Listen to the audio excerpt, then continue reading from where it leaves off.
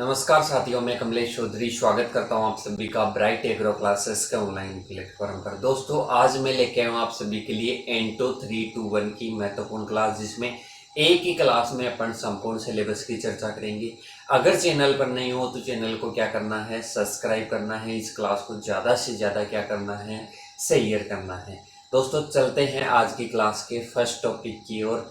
आज की क्लास का अपना फर्स्ट टॉपिक है बी कीपिंग। मतलब अपने को किसके बारे में पढ़ना है, मधुमक्खी पालन।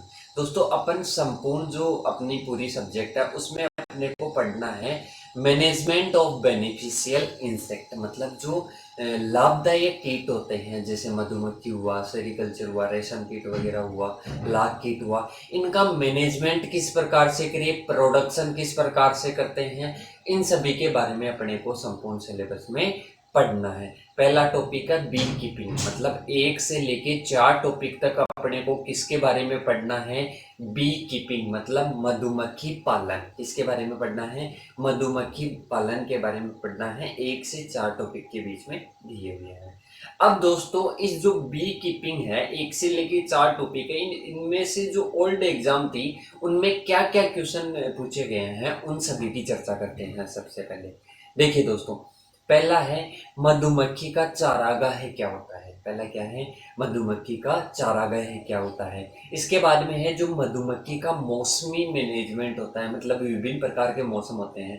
आप सभी को पता है इंडिया में विभिन्न प्रकार के मौसम पाए जाते हैं, जैसे शरद ऋतु होती है, ग्रीष्म ऋतु होती है, वर्षा ऋतु होती है। इन सभी ऋतुओं में जो मधुमक्खी है उसका मैनेजमेंट किस प्रकार से करें, ये पढ़ना है। इसके बाद में है मधुमक्खी का जीवन चक्र, उसका लाइफ साइकिल और उसके एनिमीज क्या है, शत्रु क्या है, उसको नुकसान कौन कौन से कीट पहुंचाते हैं, इनके बारे में पूछा गया है। इसके बाद में है मधुमक्खी के पालन में जो उपकरण काम में आते हैं, इक्विपमेंट्स काम में आते हैं, उनके बारे में पढ़ना है। इसके बाद में है फॉरेजिंग। मतलब फॉरेजिंग अभी अपन आगे एक टॉपिक है इसमें बी कीपिंग में, उसके बारे में चर्चा करेंगे। ये क्या होता है, मधुमक्खियां होती है जो क्या करती है, चारे को इकट्ठा करती है। इसके बाद में है मधुमक्खी के जो नर्ते होते हैं, 2 प्रकार के नर्ते होते हैं, उससे क्वेश्चन पूछा हुआ है। इसके बाद में है ग्रह के सदस्य। जो मधुमक्खी के ग्रह के जो सदस्य हैं कितने होते हैं, क्या क्या उनका यूज होता है। इसके बाद में है डिजीज, जो मधुमक्खी में लगने वाली डिजीज है उनके बारे में पढ़ना है। इसके बाद में है शहद का महत्व, जो शहद होता है उसका महत्व। दोस्तों, ये तो क्वेश्चन अपने पूछे गए थे एग्जाम में, ओल्ड एग्जाम में, इनकी भी चर्चा करेंगे। और जो 1 से लेके 4 टॉपिक में अपने सिलेबस में जो चीज पूछी गई है उसकी भी चर्चा करेंगे। एंड तक क्लास में बने रहिए, संपूर्ण सिलेबस की चर्चा करेंगे शॉर्ट और स्वीट तरीके से। पूरा सिलेबस ओल्ड पेपर पर आधारित अपना रिकॉर्ड किया गया है। दोस्तों, अपना पहला टॉपिक है बी कीपिंग। बी कीपिंग सबसे पहले इसका इंट्रोडक्शन जानते हैं, इसके बाद में इसका इंपॉर्टेंस जानेंगे, इसके बाद में इसकी जो विभिन्न प्रजातियां पाई जाती है, स्पीसीज पाई जाती है, उन सभी की चर्चा करेंगे। दोस्तों, पहला है बी कीपिंग। बी कीपिंग मतलब मधुमक्खी का पालन करना। इसकी डेफिनेशन देखिए, जो कृत्रिम रूप से अपन हनी बी को, मधुमक्खी को पालते हैं, उसी को क्या बोलते हैं, बी कीपिंग बोलते हैं। कृत्रिम रूप से किसको पालना, हनी बी, मधुमक्खी को पालना ही क्या कहलाता है, बी कीपिंग कहलाता है। अब दोस्तों, आपके दिमाग में आ रहा होगा कि ये जो हनी बी है इसको पालते क्यों है। दोस्तों, इसको पालते हैं शहद के लिए, शहद प्राप्त करने के लिए, जो कि एक बहुत इम्पोर्टेंस रखता है दवाइयाँ वगैरह वगैरह बनाने में, और औषधि के रूप में इन सभी में काम बहुत ज़्यादा आता है ये। और इसके बाद में है नॉन एज एपीकल्चर। जो मधुमक्खी का पालन करते हैं उसको किसके नाम से भी जाना जाता है, एपीकल्चर के नाम से भी जाना जाता है। इसके बाद में है दोस्तों, जो एपीकल्चर वर्ड है ये लेटिन का वर्ड है, लेटिन भाषा से लिया गया है। इसके बाद में है जो बी कीपिंग है, मतलब मधुमक्खी है। अपन पहले किसके बारे में बात करेंगे, हनी बी, मतलब जो मधुमक्खी है उसके बारे में चर्चा करेंगे। दोस्तों, जो हनी बी है इसका जो ऑर्डर है वो क्या है, हाइमेनोप्टेरा। क्या है, हाइमेनोप्टेरा। इसके बाद में है जो फैमिली है इसकी क्या है, एपीडी। क्या है इसकी फैमिली है, एपीडी। ये दोनों याद रखना, फैमिली और ऑर्डर याद रखना। इसके बाद में जानते हैं कि जो अपने हनी बी है इसका क्या इंपॉर्टेंस रहता है, क्या आर्थिक इंपॉर्टेंस रहता है और क्या इसका महत्व, नॉर्मल महत्व रहता है। देखिए दोस्तों, ये जो मधुमक्खी है ये मानव समाज के लिए एक महत्वपूर्ण कीट है। ये अपन जांचेंगे, ये कृषि में भी महत्व होता है, बहुत सारी चीजों में महत्व रखता है अपना, तो इन सभी की अपन चर्चा करेंगे। देखिए दोस्तों, पहला है हनी, मतलब पहला हनी बी का इंपॉर्टेंस क्या है। हनी ये क्या देता है, मधु, शहद। देखिए दोस्तों, मधुमक्खी के द्वारा एक रंगहीन बादामी द्रव्य प्राप्त होता है। क्या प्राप्त होता है, मधुमक्खी के द्वारा एक रंगहीन और बादामी द्रव्य प्राप्त होता है। इसमें शर्करा कितनी परसेंट पाई जाती है, 78%, 78% क्या पाई जाती है दोस्तों, शर्करा पाई जाती है। 17% क्या पाया जाता है इसमें, 17% पाया जाता है वाटर। इसके बाद में इसमें क्या पाया जाता है, 6% एंजाइम और खनिज लवण इसमें पाए जाते हैं। इसके बाद में चलते हैं दोस्तों आगे की ओर। आगे है कि ये अत्यंत पौष्टिक और दवा के काम में आने वाला पदार्थ है। पौष्टिक पदार्थ भी होता है और दवा के काम में भी आता है। आई होप आपको ये घर पे आसपास में छत्ता, मधुमक्खी का छत्ता लगा हुआ तो देखा ही होगा, और उसमें शहद भी खाया होगा बहुत सारों ने। अब इसमें है दोस्तों, जो शहद है, शहद का प्रतिवर्ष उत्पादन कितना होता है, 34.5 कितना, 34.5 लाख क्या होता है, किलोग्राम।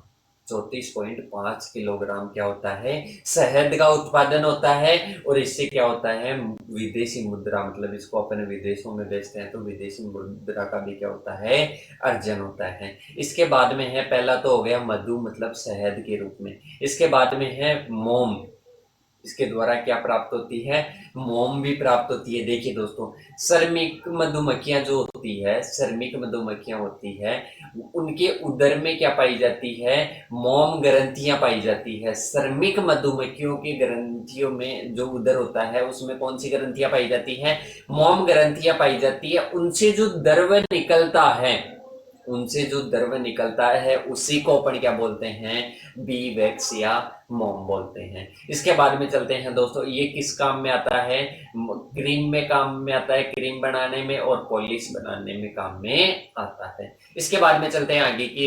ये जो अपन बी कीपिंग करते हैं इसमें रोजगार भी मिलता है। इसके बाद में चलते हैं, इससे इंडस्ट्री का भी क्या होता है, विकास होता है। राष्ट्रीय उद्योगों का भी क्या होता है, विकास होता है। इसके बाद में है पॉलिनेशन। पॉलिनेशन में क्या होता है, अप्रत्यक्ष रूप से ये लाभ है। पॉलिनेशन कैसे, आपने देखा होगा कि एग्रीकल्चर में है, पर परागण जो होता है वो लगभग किसके द्वारा होता है, 70 से 80% किसके द्वारा होता है, ये होता है मधुमक्खी के द्वारा। अब आप बोलोगे कि कैसे, जैसे मान लो एक सरसों का पौधा है, सरसों के पौधे से एक मधुमक्खी बैठ के दूसरे पौधे पर अगर जाएगी तो वो वहां के जो पोलन ग्रेन है उसको खुद के जो पंख वगैरह है उनमें चिपक जाएंगे, उनके टांगों पर चिपक जाएंगे, और दूसरे जब पौधे पर बैठेगी तो उस पर बैठेगी तो उसके जब कांटेक्ट में आएगी तो उस पर स्थानांतरित कर देगी। तो इससे एक पौधे से दूसरे पौधे में क्या जा रहे हैं, पोलन ग्रेन जा रहे हैं। तो ये किसमें सहायक है दोस्तों, पर परागण में या क्रॉस पॉलिनेशन में सहायक है। ये पॉलिनेशन में सहायक होगी।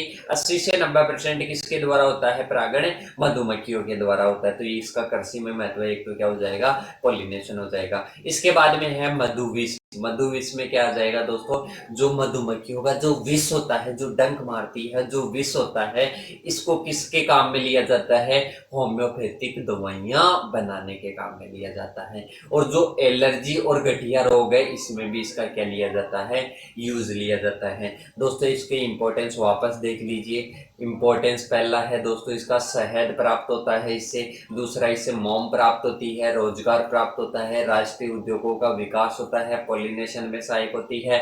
मधुमक्खी का जो विष होता है ये दवाइयां बनाने में, होम्योपैथिक मेडिसिन बनाने में काम में आता है। कौन कौन सी मेडिसिन बनाने में, जैसे एलर्जी और गठिया रोग है इनकी मेडिसिन बनाने के काम में आता है। इसके बाद में है दोस्तों बी स्पीसीज। क्या है, 20 स्पीशीज। जो मधुमक्खियां हैं इनकी प्रजातियां अपने सिलेबस में दे रखा है ये टॉपिक कि मधुमक्खियों की प्रजातियां लिखिए। पहली प्रजाति है सारंग मधुमक्खी। क्या है, सारंग मधुमक्खी। दूसरी है भारतीय मधुमक्खी। इसके बाद में है भृंग मधुमक्खी। इसके बाद में है डंपर। कौन कौन सी होगी, सारंग, भारतीय, भृंग और डंपर मधुमक्खी। अब देखिए दोस्तों इनका साइंटिफिक नेम, पहले का है एपिस डोर्सेटा। क्या है, जिनको प्रॉब्लम आती है जो इंग्लिश के वर्डों में, तो वो हिंदी में लिख सकते हैं इनको। ये क्या है, एपिस डोर्सेटा। सारंग मधुमक्खी का साइंटिफिक नेम क्या होता है, एपिस डोर्सेटा। इसके बाद में भारतीय मोना का एपिस इंडिका। क्या है, एपिस इंडिका। इसके बाद में है भृंग मधुमक्खी, इसका है एपिस फ्लोरा। क्या है, एपिस फ्लोरा। इसके बाद में है डंपर मधुमक्खी, इसका क्या है, मेलिफोना स्पीसीज, मेलिफोना स्पीसीज। इसके बाद में इनके बारे में थोड़ा सा जानते हैं कि जो सारंग मधुमक्खी होती है, जो सारंग मधुमक्खी होती है, ये भारत के सभी क्षेत्रों में पाई जाती है।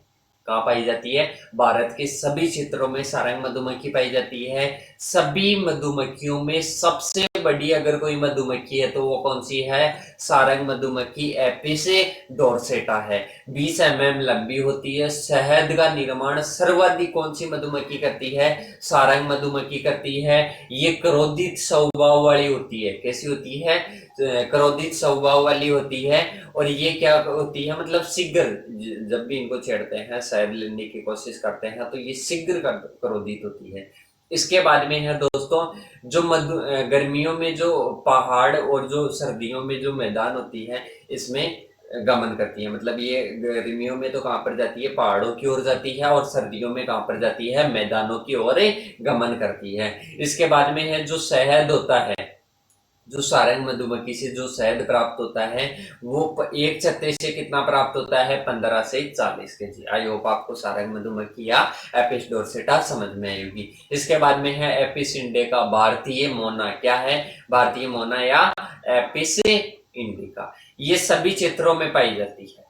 ये किन में पाई जाती है, भारत के सभी क्षेत्रों में पाई जाती है। ये उसके सारंग के एपिस डोर्सेटा के विपरीत होती है, शांत स्वभाव वाली होती है, वो क्रोधित स्वभाव वाली होती है। इसमें क्या होता है, पालने में आसानी रहती है, मतलब आसानी से पाल सकते हैं क्योंकि शांत स्वभाव है इसका। अब जो एपिस डोर्सेट आती है, ये क्या है, क्रोधित स्वभाव वाली चीज। जब ये डंक मारती है तो डंक में भी इसमें जहर ज्यादा होता है, और कभी कभी तो जो पालक होता है वो मर भी जाता है, इसको पालने वाला, मधुमक्खी पालने वाला। तो ये शांत स्वभाव की होती है, पालने में आसानी रहती है। 15 mm क्या होती है, लंबी होती है। अंधेरे में रहना पसंद करती है भारतीय मोना, और जो शहद होता है 3 से 4 केजी प्राप्त होता है। इसके बाद में है दोस्तों भृंग मधुमक्खी। क्या है, भृंग मधुमक्खी। ये भारतीय जो मधुमक्खी होती है इससे छोटी होती है, एपिस इंडिका से छोटी होती है। अंधेरा प्रिय नहीं होता है इनको, ये उजाले में रहना पसंद करती है, सभी क्षेत्रों में उपस्थित रहती है। इनको खुले स्थान की जरूरत होती है क्योंकि ये प्रकाश में रहना पसंद करती है। छत्ते क्या होते हैं इनके, छोटे छोटे होते हैं, और शहद इनमें 250 ग्राम, ओनली कितना, 250 ग्राम पर छत्ते से प्राप्त होता है। इसके बाद में शहद सर्वाधिक अगर कोई मधुमक्खी का है तो वो कौन सी है, भृंग मधुमक्खी। कौन सी है दोस्तों, भृंग मधुमक्खी। इसके बाद में है डंपर मधुमक्खी। कौन सी है, ये सर्दी सहन नहीं कर सकती, जो भृंग मधुमक्खी है ये सर्दी सहन नहीं कर सकती। इसके बाद में है दोस्तों डंपर मधुमक्खी। कौन सी है, डंपर मधुमक्खी। डंपर मधुमक्खी सबसे छोटी है। क्या है, डंपर मधुमक्खी सबसे छोटी है, और डंक ही नहीं, इसमें डंक नहीं पाया जाता। जो डंपर मधुमक्खी है इसमें डंक नहीं पाया जाता, सभी क्षेत्रों में पाई जाती है, सबसे छोटी है। सबसे बड़ी कौन सी है, सारंग मधुमक्खी। इसके बाद में सबसे मीठा शहद कौन सी का है, भृंग मधुमक्खी का। सबसे कम शहद कौन सी से प्राप्त होता है, भृंग मधुमक्खी से। इसके बाद में छत्ते इनके क्या होते हैं, छोटे होते हैं, शांत स्वभाव वाली होती है। पालना इनको लाभदायक नहीं है क्योंकि इनमें डंक नहीं पाया जाता, और ये क्या नहीं होती, इनमें जो शहद का निर्माण होता है वो बहुत कम होता है। इसके बाद में है बायोलॉजी लाइफ, मतलब बायोलॉजी ऑफ बी, मतलब इसके बारे में अध्ययन करना है। जो मधुमक्खी है इसकी सोशल लाइफ, इसमें कौन कौन सी और कौन से इसके परिवार में सदस्य पाए जाते हैं, और इसके बाद में इसका जीवन चक्र अपने को पढ़ना है। दोस्तों जो हनी बी है, मधुमक्खी है, ये कॉलोनी बनाकर परिवार में रहना पसंद करती है। कैसे? मतलब ये जो मधुमक्खी है ये परिवार के जैसे अपने परिवार के सदस्य रहते हैं वैसे ही इनमें भी क्या रहते हैं, परिवार के सदस्य रहते हैं और काम इनमें अलग अलग डिवाइड रहता है। अब इनमें एक परिवार में 30 से 50,000 तक क्या होते हैं, 30 से 50,000 तक सदस्य होते हैं एक परिवार में। और एक तो इनमें रानी होती है, पूरे परिवार में एक तो रानी रहेगी और 200 से 300 नर रहेंगे। कितने रहेंगे? 200 से 300 नर रहेंगे। शेष बाकी जो बचे वो क्या रहेंगे? श्रमिक रहेंगे। इसके बाद में यहाँ दोस्तों क्वीन, रानी। रानी में क्या होता है दोस्तों? संख्या, इनकी संख्या क्या होती है? एक रहती है। आकार में सभी से क्या होती है? बड़ी होती है। आकार में सभी से क्या रहेगी? बड़ी रहेगी। संख्या कितनी रहेगी? एक रहेगी। इसके बाद में है सभी इसी की संतान होती है। जो नर होते हैं और जो श्रमिक होते हैं सभी किसके संतान होते हैं? ये होते हैं क्वीन के संतान रहते हैं। इसको रानी माता के नाम से भी जाना जाता है। ये छत्ते में ही रहती है, ये बाहर नहीं जाती। ये बाहर ओनली मैथुन क्रिया के लिए जाती है। किसके लिए? ओनली मैथुन क्रिया के लिए जाती है, अन्यथा छत्ते के अंदर ही रहती है। ये इनके डंक होते हैं वो क्या होते हैं? अविकसित होते हैं। और कार्य इनका ओनली क्या होता है? अंडे देना होता है। कार्य क्या होता है? ओनली अंडे देने होता है। ये बाहर ओनली मैथुन क्रिया के लिए जाती है, अन्यथा छत्ते के बाहर नहीं जाती। इसके बाद में है जीवन काल। रानी का जीवन काल कितना होता है? 2 से 5 वर्ष। कितना होता है? 2 से 5 वर्ष। इसके बाद में जो ये निर्माण होता है इसका, जो रानी का निर्माण होता है वो किसके द्वारा होता है? निषेचित अंडों के द्वारा। निषेचित अंडों के द्वारा किस किस का निर्माण होता है? एक तो श्रमिक का निर्माण होता है, एक रानी पुत्रियों का निर्माण होता है। इसके बाद में चलते हैं दोस्तों आगे की ओर। जो अनिषेचित अंडे होते हैं, जो अनिषेचित अंडे होते हैं उनसे सदैव नर का निर्माण होता है। किसका निर्माण होता है दोस्तों? नर का निर्माण होता है। इसके बाद में चलते हैं कि जो ये जो रानी है ये कितने लंबी होती है? 15 से 20 लंबी होती है। और ये कितने अंडे देती है? 2 से 2000 अंडे के लगभग ये प्रतिदिन देती है। और पूरे जीवन काल में कितने अंडे देती है रानी? पूरे जीवन काल में अंडे देती है 15 लाख अंडे। इसके बाद में चलते हैं दोस्तों आगे की ओर। आगे है नर। अपन ने रानी के बारे में बात कर ली। इसके बाद में है नर, ड्रोन। इसको इंग्लिश में क्या बोलते हैं? ड्रोन। ये रानी से क्या होते हैं? छोटे होते हैं। रानी की लंबाई क्या थी दोस्तों? 20 और यहाँ पर 15 से 17, मतलब थोड़े क्या है? छोटे हैं रानी से। छत्ते में संख्या कितनी होती है इनको? 200 से 300 भी इनकी संख्या बताई थी। 15 से 200 भी लिख के आ सकते हो। इसके बाद में है इनका निर्माण किससे होता है? अनिषेचित अंडों से ओनली किसका निर्माण होता है? नर का निर्माण होता है। और जो निषेचित अंडे होते हैं उनसे किस किस का निर्माण होता है? उनसे श्रमिक और मादा का निर्माण होता है। इसके बाद में चलते हैं दोस्तों। जो नर है, नर का जो कार्य होता है मेनली क्या होता है? मैथुन क्रिया करना। मैथुन क्रिया करना किसका कार्य है? ये है दोस्तों नर का कार्य होता है। जब भोजन की कमी हो जाती है तो सबसे पहले किसको निकालते हैं? जो नर होते हैं, एक्स्ट्रा नर होते हैं, उनको बाहर निकाले देते हैं। तो दोस्तों पहला है रानी। रानी का कार्य क्या था? अंडे देना, मैथुन क्रिया करना। और इसका क्या है? इसका भी मैथुन क्रिया करना है। और जब भोजन की कमी हो जाती है तो इनको बाहर निकाल देते हैं। जो बाकी काम होता है मैथुन क्रिया के अलावा और अंडे देने के अलावा, जो बाकी काम होता है वो कौन करते हैं? श्रमिक। सर्वाधिक काम कौन करते हैं? श्रमिक करते हैं। देखिए दोस्तों, सर्वाधिक संख्या भी किसकी होती है? श्रमिक की होती है। 30 से 50,000 तक, सॉरी 30 से 50,000 तक टोटल सदस्य होते हैं। उनमें एक रानी होती है, 200 से 300 नर होते हैं और बाकी क्या होते हैं? श्रमिक होते हैं। ये किससे निर्माण होता है इनका? निषेचित अंडों से निर्माण होता है। और इनका मतलब जो वर्कर होते हैं, श्रमिक होते हैं, इनको रॉयल जेली खाने को बहुत कम मिलती है। सबसे ज्यादा किसको मिलती है? सबसे ज्यादा मिलती है दोस्तों रानी को खाने के लिए। इसके बाद में है कार्य। कार्य उनका तो एक एक ही कार्य था, इनका कार्य बहुत ज्यादा है। पहला कार्य क्या है दोस्तों? पहला है नया छाता बनाना और उसका निर्माण करना या मरम्मत करना। नया छाता बनाना भी इसी का काम रहेगा और उसकी मरम्मत करना भी इसका काम रहेगा। उस छत्ते की सुरक्षा करना भी इसका काम रहेगा। और उसके बाद में मधु और पराग को एकत्रित करना। और जो श्रमिक वगैरह, सॉरी नर और मादा है, उसके लिए भोजन एकत्रित करना भी इनका काम रहेगा। शिशुओं का पालन, उनके बच्चे पालन करने का भी काम किसका रहेगा, उनके बच्चे पालन का काम भी वर्कर का ही रहेगा। इसके बाद में है छत्ते की शत्रुओं से रक्षा, मतलब इनके कितने सारे काम हो गए। पहला छत्ते बनाना, उसको निर्माण करना, सॉरी मरम्मत करना। इसके बाद में उनकी शत्रुओं से रक्षा करना। इसके बाद में क्या है, मधु और पराग एकत्रित करना। इसके बाद में है दोस्तों उनके शिशुओं की पालन करना, उनके शिशुओं की देखभाल करना। इसके बाद में है दोस्तों लाइफ साइकिल। इसका लाइफ साइकिल क्या होता है, पूर्ण कायांतरण। इसके लाइफ साइकिल में क्या होती है, चारों अवस्थाएं पाई जाती है।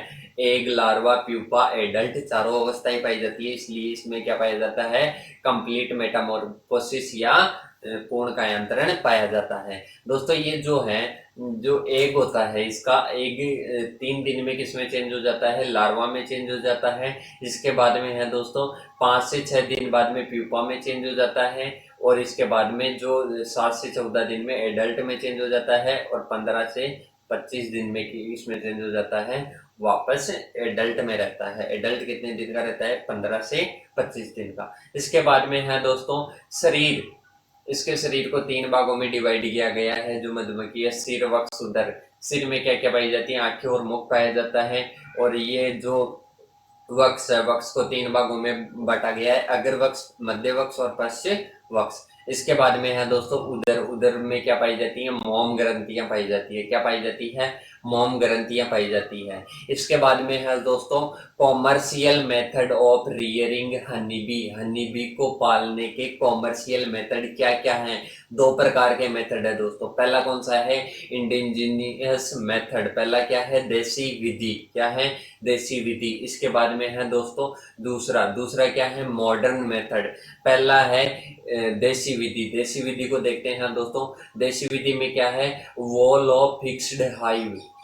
मतलब पहला क्या है, वॉल ऑफ फिक्स्ड हाइव। मतलब ये किस प्रकार के ग्रह पाए जाते हैं, फिक्स्ड पाए जाते हैं, एक जगह फिक्स रहते हैं। इनको एक स्थान से दूसरे स्थान पर नहीं ले जाया जा सकता। इनकी जो छतें होती है, इनकी दीवार जो होती है वो निश्चित होती है, मतलब ये फिक्स रहते हैं। और ये प्राकृतिक छत्ते के समान रहते हैं। प्राकृतिक को भी एक स्थान से दूसरे स्थान पर नहीं ले जाया जा सकता, और वॉल ऑफ फिक्स्ड हाइव को भी नहीं ले जाया जा सकता। इसके बाद में है दोस्तों मधुमक्खियां स्वयं निर्मित, मतलब ये जो इस प्रकार का छत्ता होता है, इसको मधुमक्खियां स्वयं निर्माण करती है। इसके बाद में है दोस्तों एक छिद्र होता है, जिससे मधुमक्खियां क्या निकलती है, बाहर निकलती है। इसमें एक छिद्र पाया जाता है, जिससे मधुमक्खियां क्या निकलती है, बाहर निकलती है। इसके बाद में दूसरा है दोस्तों मूवेबल हाइव। क्या है, मतलब इसको मूव कर सकते हैं, एक स्थान से दूसरे स्थान पर मूव कर सकते हैं। इसमें 2 छिद्र पाए जाते हैं, एक से अंदर जाती है और एक से क्या आती है, बाहर आती है। ये लकड़ी के लट्ठों और खाली बक्सों के रूप में बना होता है। आई होप आपको मूवेबल हाइव समझ में आया होगा और फिक्स्ड समझ में आया होगा। इसके बाद में दोस्तों मॉडर्न मेथड। मॉडर्न मेथड में कौन कौन से हैं, पहला है टिपिकल मूवेबल हाइव। क्या है, टिपिकल मूवेबल हाइव। ये क्या होते हैं, लकड़ी से बने होते हैं। इसकी संरचना समझेंगे भी चित्र से। इसमें एक तो क्या होता है, स्टैंड होता है। इसमें क्या होता है, स्टैंड होता है। इसमें एक होता है ब्रूड चेम्बर, जहां पर शिशुओं की पालन करी जाती है, शिशुओं की पालन करते हैं। और इसके बाद में सुपर चेम्बर। सुपर चेम्बर में जो शहद होता है उसको इकट्ठा किया जाता है। इसके बाद में इनर कवर, आंतरिक परत पाई जाती है, और एक बाहर आउटर कवर पाया जाता है। देखिए दोस्तों इसको समझिए डायग्राम से।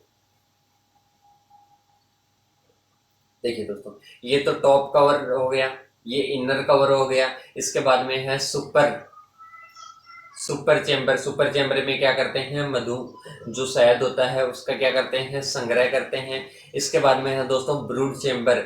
ब्रूड चेम्बर क्या होता है, ब्रूड चेम्बर में होता है कि जो शिशु होते हैं उनके उनकी क्या करते हैं, पालन करते हैं उनके।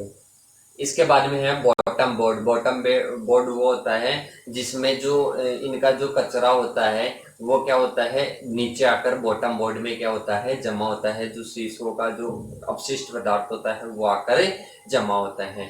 आई होप आपको ये डायग्राम से समझ में आया होगा। नीचे इसके स्टैंड लगा होता है। इसके बाद में चलते हैं दोस्तों दूसरे की ओर। दूसरा है क्वीन एक्सक्लूडर। क्या है, क्वीन एक्सक्लूडर, ये किस प्रकार का मेथड है? इसमें दोस्तों जो ड्रोन होते हैं और जो वर्कर होते हैं उनको तो प्रवेश करने की क्या होती है, जो नर होते हैं और जो श्रमिक होते हैं उनको तो आने की अनुमति देते हैं, पर जो मादा रानी होती है उनका प्रवेश क्या होता है, उनका प्रवेश निषेध होता है, वर्जित होता है। इसके बाद में चलते हैं दोस्तों आगे की ओर। आगे है हनी एक्सट्रैक्टर। हनी एक्सट्रैक्टर क्या है? ये एक सेंट्रीफ्यूगल फोर्स पर कार्य करता है। कौन से सिद्धांत पर कार्य करता है? सेंट्रीफ्यूगल फोर्स सिद्धांत पर कार्य करता है। छत्ते को बिना हानि पहुंचाए इस मेथड से क्या कर सकते हैं? शहद को निकाल सकते हैं। आई होप आपको जो कॉमर्शियल मेथड है रियरिंग के वो आपको समझ में आए होंगे। इसके बाद में चलते हैं दोस्तों इक्विपमेंट्स ऑफ रियरिंग, मतलब जो अपन पालते हैं, बी कीपिंग करते हैं, उसके जो यंत्र है वो कौन कौन से हैं दोस्तों? पहला देखिए, पहला है पेटिका, मतलब जो चारों ओर से जो ढकी हुई होती है, लकड़ी की बनी हुई होती है, वो क्या होती है? पेटिका होती है। चारों ओर से क्या होती है? कवर होती है। ये लकड़ी वगैरह से भी बन सकते हैं। आज चारों ओर से देखने पर ये क्या होता है? आयताकार बक्सा होता है, कई भागों से मिलकर बना होता है, एक दूसरे के ऊपर रहते हैं। अभी मैंने पेटिका का डायग्राम भी दिखाया था आपको, वो पेटिका वाला मेथड था। उसमें एक बॉटम बोर्ड होता है। बॉटम बोर्ड में क्या होते हैं? बॉटम बोर्ड सबसे नीचे वाला भाग है, इसमें क्या होती है? जो मधुमक्खियां होती है वो क्या होती है? प्रवेश होती है। और इसमें क्या होता है? जो शिशु खंड की जो गंदगी होती है वो आकर क्या होती है? जमा होती है। इसके बाद में है ब्रूड चेम्बर, जो ये पेटिका का ही भाग है, ब्रूड चेम्बर, इसमें शिशुओं को पालते हैं। इसके बाद में दोस्तों इसमें है शहद इकट्ठा करना, मधुखंड। मधुखंड में क्या करते हैं? शहद को इकट्ठा करते हैं। इसके बाद में चलते हैं दोस्तों आगे की ओर। आगे है दूसरा यंत्र उपकरण है वाहक पेटिका। मतलब क्या होते हैं? वाहक पेटिका एक ऐसी होती है उसमें जो मधु, जैसे मान लो शहद कोई छत्ता है, कोई छत्ते में छत्ते में मान लो शहद भर गया, शहद से वो परिपक्व हो गया। इसके बाद में उस जो मधु की जो पेटिका है उसको एक स्थान से दूसरे स्थान पर ले जाने के लिए किसका यूज किया जाता है?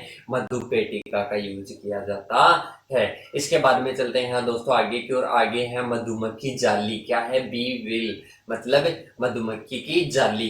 ये क्या होती है? जो पालक होता है, मधुमक्खियों को पालने वाला होता है, वो जब भी मधुमक्खियों के पास में जाता है तो वो अपने चेहरे पे लगा के जाता है। इससे उनका बचाव होता है, मधुमक्खियों से बचाव होता है। इसके बाद में है स्मोकर। स्मोकर धूमक यंत्र होता है। जो धुएं होती है वो क्या होती है? मधुमक्खियों को वश करने में सहायक होती है। किसमें? मधुमक्खियों को वश करने में सहायक होती है। मधुमक्खियां क्या होती है? दूर भागती है, धुएं से क्या होती है? दूर भागती है। तो वश में करने के लिए धूमक यंत्र का यूज किया जाता है। दस्ताने, हाथों को डंक से बचाने के लिए दस्ताने का यूज किया जाता है। इसके बाद में है मधु को निकालने की एक मशीन होती है, वो आ जाएगी। इसके बाद में है दोस्तों खुरपी। खुरपी से क्या करते हैं? मोम को खुरसते हैं। क्या करते हैं दोस्तों?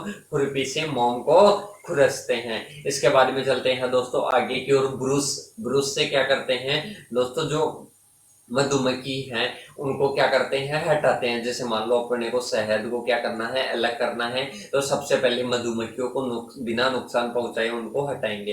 तो जो कोमल बाल वाली जो ब्रूस होती है उससे किसको हटाते हैं? मधुमक्खियों को हटाते हैं। इसके बाद में फीडर। फीडर के लिए क्या होती है? एक आहार की बोतल होती है जिसे मधुमक्खियों को क्या देते हैं? आहार देते हैं। ये बोतलें क्या होती है? चौड़े मुंह वाली होती है और इनमें आहार क्या देते हैं? जो मधुमक्खियां होती है उनको आहार क्या देते हैं दोस्तों? पानी और चीनी का घोल। क्या देते हैं? पानी और चीनी का घोल देते हैं। पानी में चीनी का घोल बना के वो किसको देते हैं? चौड़े मुंह वाली बोतल से किसको देते हैं? मधुमक्खी को देते हैं। ये उपकरण किस में काम में आते हैं दोस्तों? मधुमक्खी पालन में काम में आते हैं। इसके बाद में चलते हैं दोस्तों आगे की ओर। आगे हैं एक मोस्ट इंपॉर्टेंट टॉपिक है seasonal management of bee keeping. सबसे पहले इसको समझिए कि सीजनल मैनेजमेंट अपन क्यों पढ़ते हैं बी कीपिंग का। दोस्तों इसको इसलिए पढ़ते हैं कि आप सभी को पता है जो अपना भारत देश है उसमें अलग अलग प्रकार की ऋतुएं पाई जाती है। कौन कौन सी पाई जाती है? शीत ऋतु आ गई, वर्षा ऋतु आ गई, ग्रीष्म ऋतु आ गई, ऐसी अलग अलग प्रकार की ऋतुएं हैं। तो दोस्तों उन ऋतुओं में जैसे अलग अलग ऋतुएं होगी, उनमें अलग अलग मौसम होगा, अलग अलग टेम्परेचर होगा, अलग अलग प्रकार की वनस्पति होगी। वनस्पति जो बी कीपिंग होता है उसके लिए बहुत ही ज्यादा लाभदायक होती है। कैसे? जो मधुमक्खी होती है वो जो अपना पराग और भोजन प्राप्त होती है, मकरंद प्राप्त करती है, वो किससे प्राप्त करती है? फसलों से प्राप्त करेगी, वनस्पतियों से प्राप्त करेगी, पुष्पों से प्राप्त करेगी। तो इसमें किसका, वनस्पति का एक महत्वपूर्ण योगदान रहता है। जो वनस्पति होती है उसके पीछे किसका योगदान रहता है? उसके पीछे योगदान रहता है दोस्तों ऋतुओं का, कि कौन सी ऋतु में अच्छे प्रकार से पुष्प वगैरह खिलते हैं, कौन सी में नहीं खिलते हैं। नहीं खिलते हैं उसमें भी उन मधुमक्खियों का मैनेजमेंट किस प्रकार से करें। आई होप आपको ये समझ में आया होगा कि उनका सीजनल मैनेजमेंट या मौसमी प्रबंधन कैसे करें। दोस्तों देखिए, भारत जो अपना देश है उसमें जो मधुमक्खी पालन करते हैं उसमें मौसम का ज्ञान होना बहुत ही आवश्यक है, वरना मधुमक्खियों को नुकसान होगा, मर जाएगी, कमजोर पड़ जाएगी, शहद का उत्पादन नहीं होगा। अब देखिए दोस्तों, देश में विभिन्न प्रकार की क्या पाई जाती है, ऋतुएं पाई जाती है। उनमें अपने को क्या करना है, उनका प्रबंधन करना है। पहली कौन सी है? बसंत ऋतु। बसंत ऋतु, ऋतुओं का मीनिंग समझ लीजिए, फिर तो मैनेजमेंट आप अपने आप ही कर दोगे। दोस्तों जो ऋतु है, बसंत ऋतु है, इसमें पेड़ पौधे वगैरह आप सभी ने देखा होगा, पेड़ पौधे वगैरह, वनस्पति वगैरह, फूल अधिक खिलते हैं, पेड़ पौधे अधिक रहते हैं, वनस्पतियां अधिक रहती है, फूल अधिक खिलते हैं बसंत ऋतु में। तो दोस्तों समझिए कि ये जो बसंत ऋतु होती है, बसंत ऋतु में पुष्प ज्यादा खिलेंगे, पुष्प ज्यादा खिलेंगे तो इनसे जो पराग वगैरह है, मकरंद वगैरह है, वो मधुमक्खियां क्या करेगी, ज्यादा निकालेगी, अच्छे प्रकार से मिल जाएंगे। तो इससे क्या बनेगा? शहद अच्छी प्रकार से बनेगा, शहद अच्छी प्रकार से बनेगा और उनका विकास अच्छे से होगा। तो वो क्या करेगी? मैथुन क्रिया करेगी। मैथुन क्रिया कर ली, मैथुन क्रिया करने के बाद में इनमें क्या होगी? मधुमक्खी की संख्याओं में क्या होगी? बढ़ोतरी होगी, अच्छे प्रकार से इनको पोषण मिलेगा। इसके बाद में इसमें क्या मैनेजमेंट करना चाहिए? जो बसंत ऋतु है, अब आप सभी को पता है कि उनकी संख्या में बढ़ोतरी हो रही है। जो मधुमक्खियों के जो मंडल पाए जाते हैं उनकी संख्या कम पड़ेगी। जो मधुमक्खियों को रखने के स्थान है, मंडल है, उनकी संख्या कम पड़ेगी। तो उनकी संख्या क्या करनी पड़ेगी? अपने को बढ़ानी पड़ेगी। मधुमक्खी मंडलों की संख्या क्या करनी पड़ेगी? बढ़ानी पड़ेगी। और इसके बाद में क्या मैनेजमेंट है? 10 से 15 दिन बाद में, 10 से 15 दिन के अंतराल पर क्या करना चाहिए? शहद निकालते रहना चाहिए। क्यों इतना ही कम अंतराल पर शहद क्यों निकालना चाहिए? क्योंकि इस टाइम इनको पोषण अच्छे से मिलता है, शहद का उत्पादन क्या करती है? ज्यादा करती है। और जो इनमें मैथुन क्रिया होती है, मधुमक्खियां होती है, शिशु होते हैं, उनका इस ऋतु में अच्छे प्रकार से पालन करना चाहिए। पहला तो हो गया बसंत ऋतु में मैनेजमेंट। इसके बाद में है दोस्तों, गर्मी के मौसम में मैनेजमेंट किस प्रकार से करें। देखिए दोस्तों, गर्मी के मौसम में आपको पता है तापमान अधिक रहेगा। क्या रहेगा? तापमान अधिक रहेगा। और जो पराग देने वाले जो पौधे रहते हैं वो इस मौसम में क्या रहते हैं? पुष्प विहीन रहते हैं। क्योंकि गर्मी होती है, गर्मी होती है, टेम्परेचर अधिक होता है, वाष्पीकरण अधिक होता है, पानी की कमी होती है पौधों को। तो क्या होता है दोस्तों?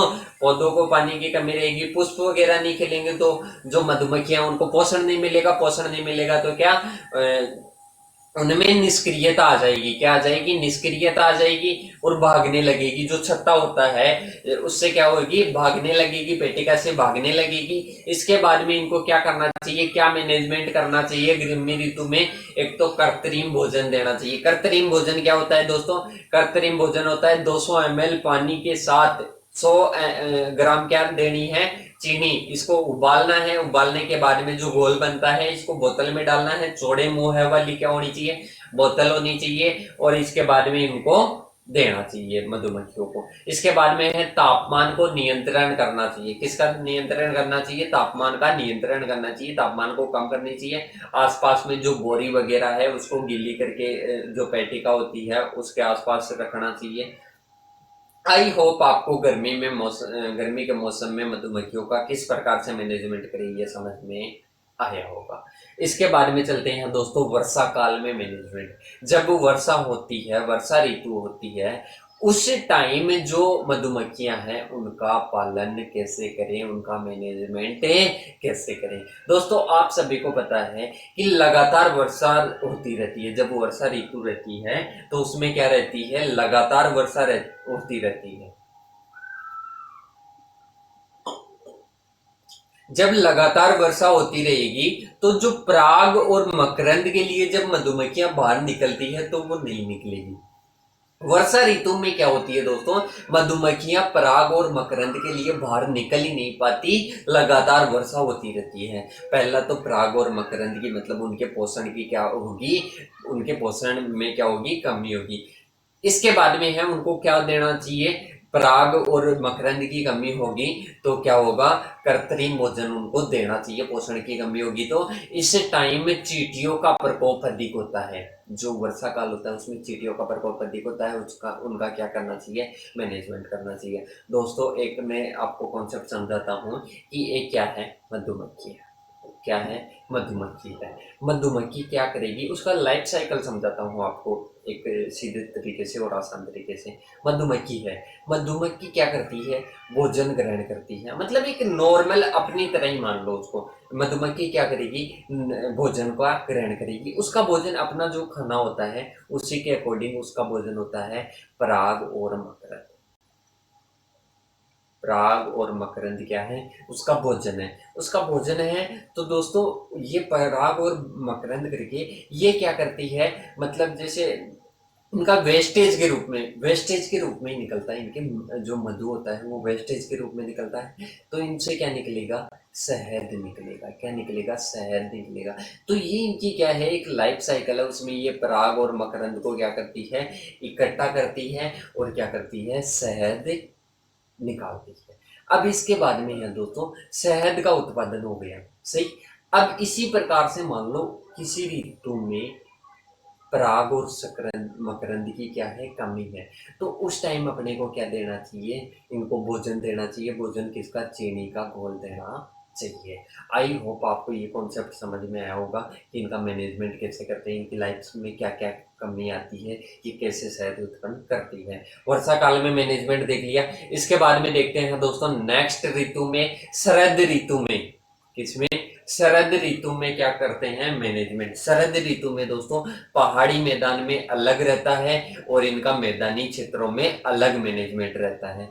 दोस्तों जो शरद ऋतु होती है उसमें पहाड़ी जो क्षेत्र होते हैं उनमें तो प्रचुर मात्रा में मकरंद और जो पराग होता है वो क्या होता है, प्राप्त हो जाता है मधुमक्खियों को।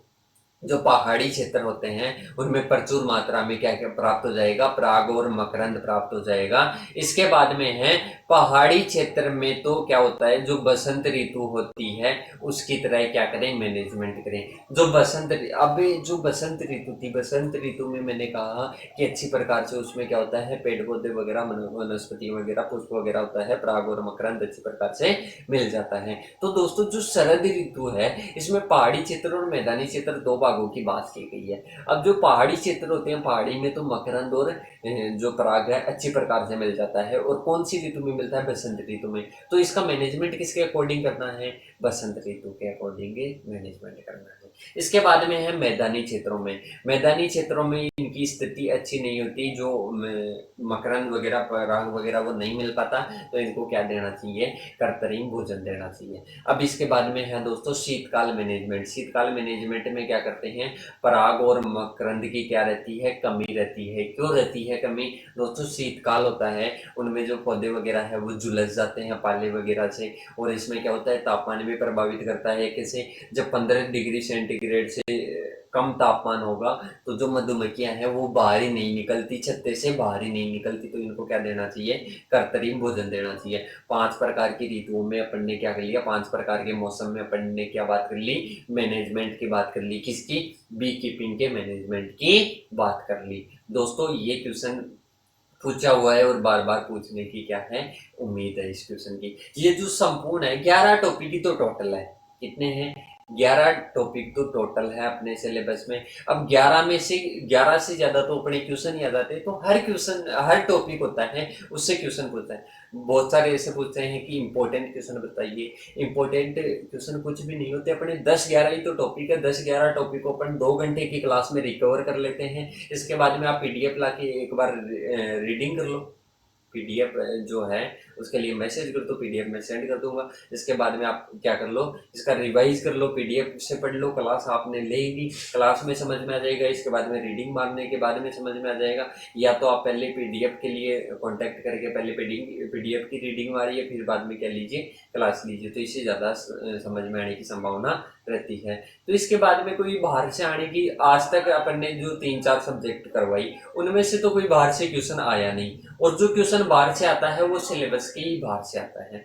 मतलब वो उस सिलेबस से भी बाहर से नहीं आता, उस सिलेबस के आसपास से पूछता है, जिससे कि अपन पूरे सिलेबस को अगर कवर कर लेते हैं तो वो क्वेश्चन अपन आराम से कर सकते हैं। सोचने समझने की क्षमता हो तो, रटने की क्षमता हो तो अपन नहीं कर सकते। मतलब अपन पूरे सिलेबस को समझ लिए तो अपन इस सिलेबस के बाहर से तो कोई क्वेश्चन आने से रहा, सिलेबस के अंदर से आता है, सिलेबस के अंदर से आता है तो अपन आसानी से कर देंगे, और अगर सिलेबस के बाहर से आएगा तो कोई नहीं कर पाएगा उसको।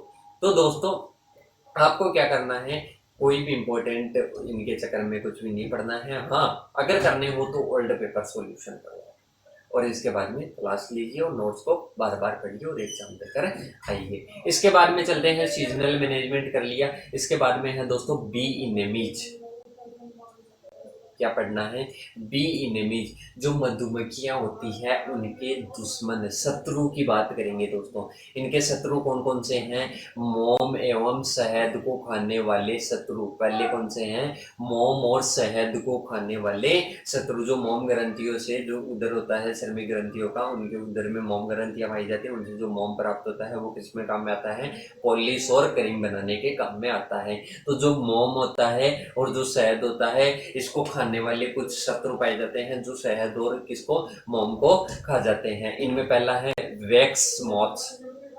वैक्स मॉथ्स क्या करते हैं, ये करते हैं मोम को खा जाते हैं और मधु को क्या करते हैं, चूस जाते हैं। तो इसके बाद में है चींटियां। चींटियां क्या करती हैं, जो छत्ते होते हैं उनमें घुसकर क्या करती है, मोम खाती है। इसके बाद में है मधु चोर शलभ। क्या है, मधु चोर शलभ, ये क्या करते हैं, जो शहद होता है उसको खा जाते हैं। इसके बाद में है दोस्तों मधुमक्खियों का शिकार करने वाले, जो मधुमक्खियों को ही खा जाए। एक तो है शहद और मोम को नुकसान पहुंचाने वाले, एक क्या है, जो मधुमक्खियां हैं उसको नुकसान पहुंचाने वाले। जैसे चिड़िया है, चिड़िया में आ जाएगा कौवा, आ जाएगा गौरैया, आ जाएगा। इसके बाद में है बर है, ये भी किसको का नुकसान पहुंचाती है, ये खा जाती है किनको, मधुमक्खियों को। इसके बाद में है चूहा। चूहा क्या करता है, ये कुछ है जो छत्ते को ही नुकसान पहुंचाते हैं। चूहा क्या करता है, चूहा छत्ते को काट देता है और मधु को भी इससे क्या होती है, क्षति पहुंचती है। इसके बाद में है टर्माइट, मधुमक्खी सॉरी दीमक। दीमक क्या करती है, छत्तों पर आक्रमण करती है। इसके बाद में है भालू बीर, ये भी किसको करते हैं, जो पर्वतीय क्षेत्र होते हैं उनमें छत्तों को क्या कर देते हैं, गिरा देते हैं। चूहों का मैनेजमेंट करना हो तो आसपास में क्या करें, साफ सफाई करें, और जो जिंक फास्फाइड है इसका प्रयोग करें, या एल्यूमिनियम फास्फाइड की गोलियों का यूज करें। इसके बाद में है दोस्तों अपन ने इनेमिक, जो शत्रु कीट है इनके, उनकी बात कर ली। इसके बाद में अपन बात करेंगे दोस्तों डिजीज, इनमें कौन कौन से रोग पाए जाते हैं, जो मधुमक्खियां हैं उनमें कौन कौन से रोग पाए जाते हैं। पहला है दोस्तों एक्रीन रोग, या एक्राइन रोग भी बोल सकते हैं इसको। पहला क्या है, एक्रीन या एक्राइन रोग। ये किसके कारण उत्पन्न होता है, मकड़ी के कारण उत्पन्न होता है। किसके कारण, जो मकड़ी होती है, तो जो एक्रीन रोग होता है उसमें मकड़ी क्या करेगी, मकड़ी श्वास नलिका में प्रवेश करेगी, श्वास नलिका में प्रवेश करके प्रजनन करेगी।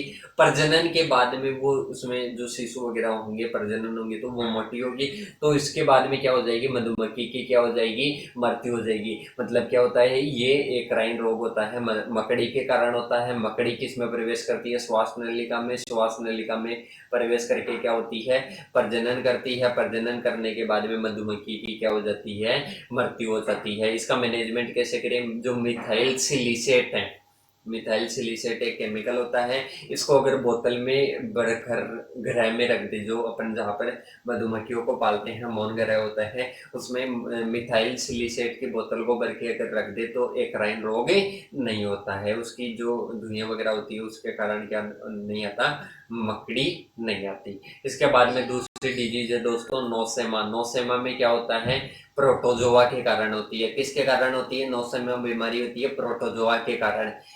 प्रोटोजोआ क्या करते हैं, जो मधुमक्खी है इसके पेट पर आक्रमण करते हैं। सीधे प्रोटोजोआ क्या करते हैं, भोजन और पानी, जो भोजन और पानी होता है इसके साथ किस में प्रवेश करते हैं, इसके साथ में पेट में प्रवेश कर जाते हैं।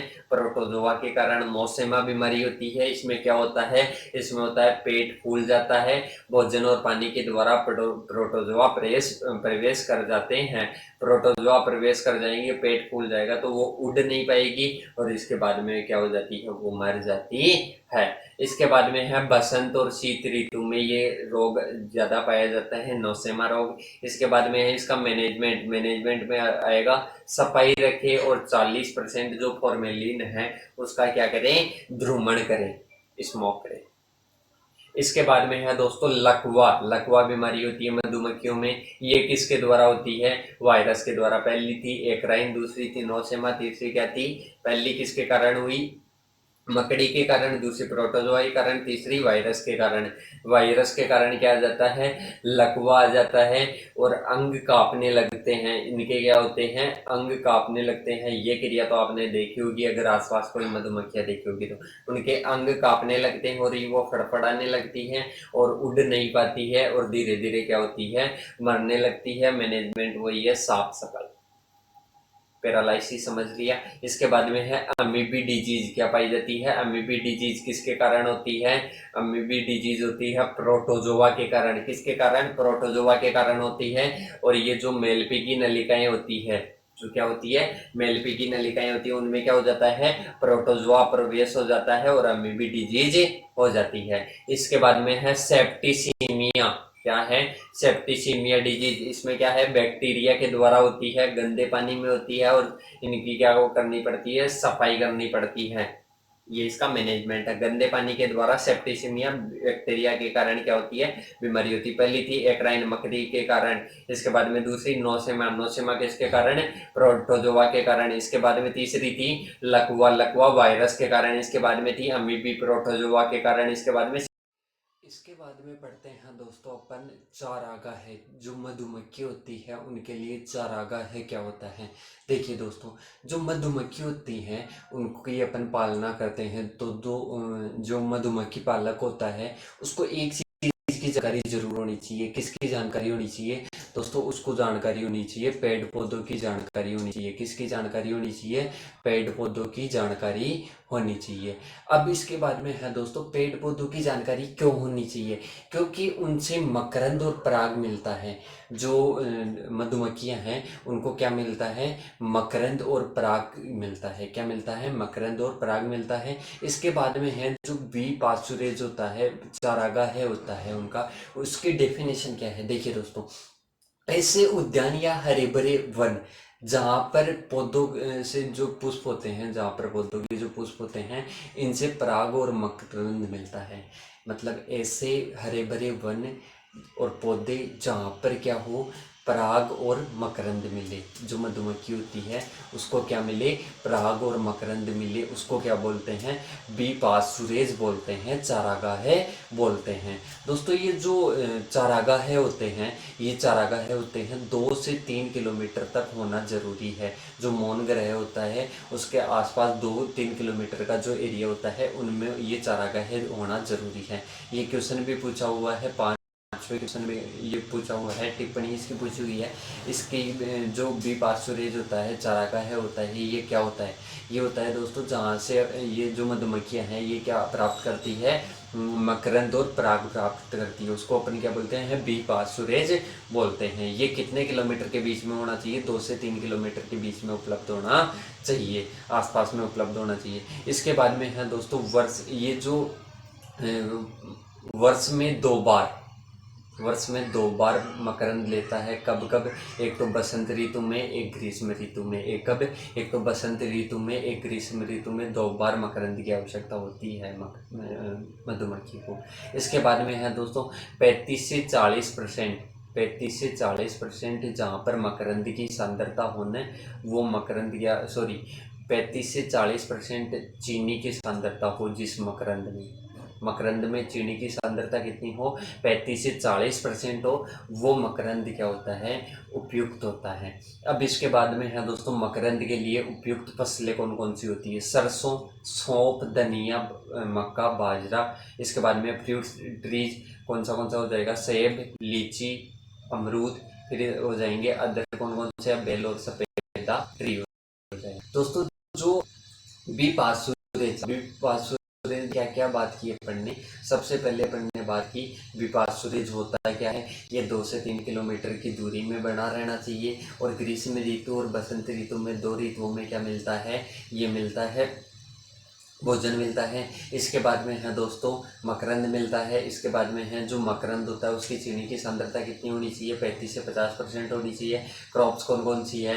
सरसों है, सौंफ है, धनिया है, मक्का है, बाजरा है। इसके बाद में है दोस्तों सेब, लीची और जो अमरूद है ये फ्रूट्स होने चाहिए। और अदर में कौन कौन सा हो जाएगा? अदर में हो जाएगा बेल और सफेदा, ये क्या हो जाएंगे? ट्रीज हो जाएंगे। अब इसके बाद में चलते हैं दोस्तों नेक्स्ट टॉपिक की ओर। नेक्स्ट टॉपिक है अपना फोरेजिंग। क्या है? फोरेजिंग क्या होता है दोस्तों? जो मधुमक्खियां होती है वो 21 दिन बाद में क्या करती है? जो श्रमिक मधुमक्खियां होती है 21 दिन बाद में क्या करती है? चारा मधुमक्खी बनके। चारा मधुमक्खी किसको बोलते हैं दोस्तों? चारा मधुमक्खी बोलते हैं कि वे मधुमक्खियां जो भोजन ग्रहण करने के लिए क्या होती है? कार्य के लिए प्रयुक्त होती है। जो चारा का क्या करती है? संग्रह करती है। भोजन का क्या करती है? संग्रह करती है। ये क्या करती है? मकरंद, पराग और पानी को क्या करती है? एकत्रित करती है। तो इनको क्या बोलते हैं? इनको बोलते हैं चारा मधुमक्खी। और इस पूरी प्रोसेस को क्या बोलते हैं? चारीकरण। चारीकरण किसको बोलेंगे? ये 21 दिन बाद में जब श्रमिक मधुमक्खियाँ होती है किस में चेंज हो जाती है? चारा मधुमक्खी, मतलब चारा भोजन लाने वाली। चारा में क्या क्या लाते हैं? मतलब ये लाती है मकरंद लाती है, पराग लाती है, पानी को एकत्रित करती है। इस क्रिया को क्या बोलते हैं? फॉरेजिंग बोलते हैं। आई होप आपको समझ में होगा। इसके बाद में है दोस्तों कुछ होती है वो किस में जाती है? भोजन की तलाश में जाती है। क्या होती है? भोजन की तलाश में जाती है। अब देखिए दोस्तों जो हनी बी होती है, मधुमक्खी होती है, वो अपने बाहर से 50 से 70% मकरंद के बोझ को उठा सकती है। मतलब जो उसका वजन होता है उससे 50 से 70% अधिक क्या उठा सकती है?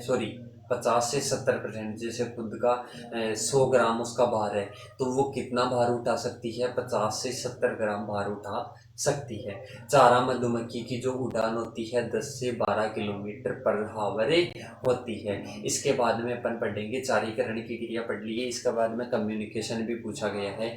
कम्युनिकेशन क्या होता है दोस्तों? कम्युनिकेशन होता है जो मधुमंडल होता है, मधुमक्खियों का मंडल होता है, उसमें जो सदस्य होते हैं एक विशेष गंध होती है। जो मधुमक्खियाँ होती हैं उनमें एक विशेष, जैसे एक परिवार की मधुमक्खियाँ हैं तो उनकी एक विशेष गंध होगी और उससे वो आपस में क्या पकड़ेगी? पहचानेगी। वो किसी दूसरे मधुमंडल में नहीं जाती। जैसे एक छत्ता है, दूसरा छत्ता है, तो मधुमक्खियाँ जैसे ही बाहर जाके आएगी तो वो अपने ही छत्ते में क्या होगी? प्रवेश करेगी। दूसरे के छत्ते में प्रवेश नहीं करेगी। वो अपने सदस्यों को पहचान भी लेती है। इतने सदस्य होते हैं सभी को पहचान लेती है।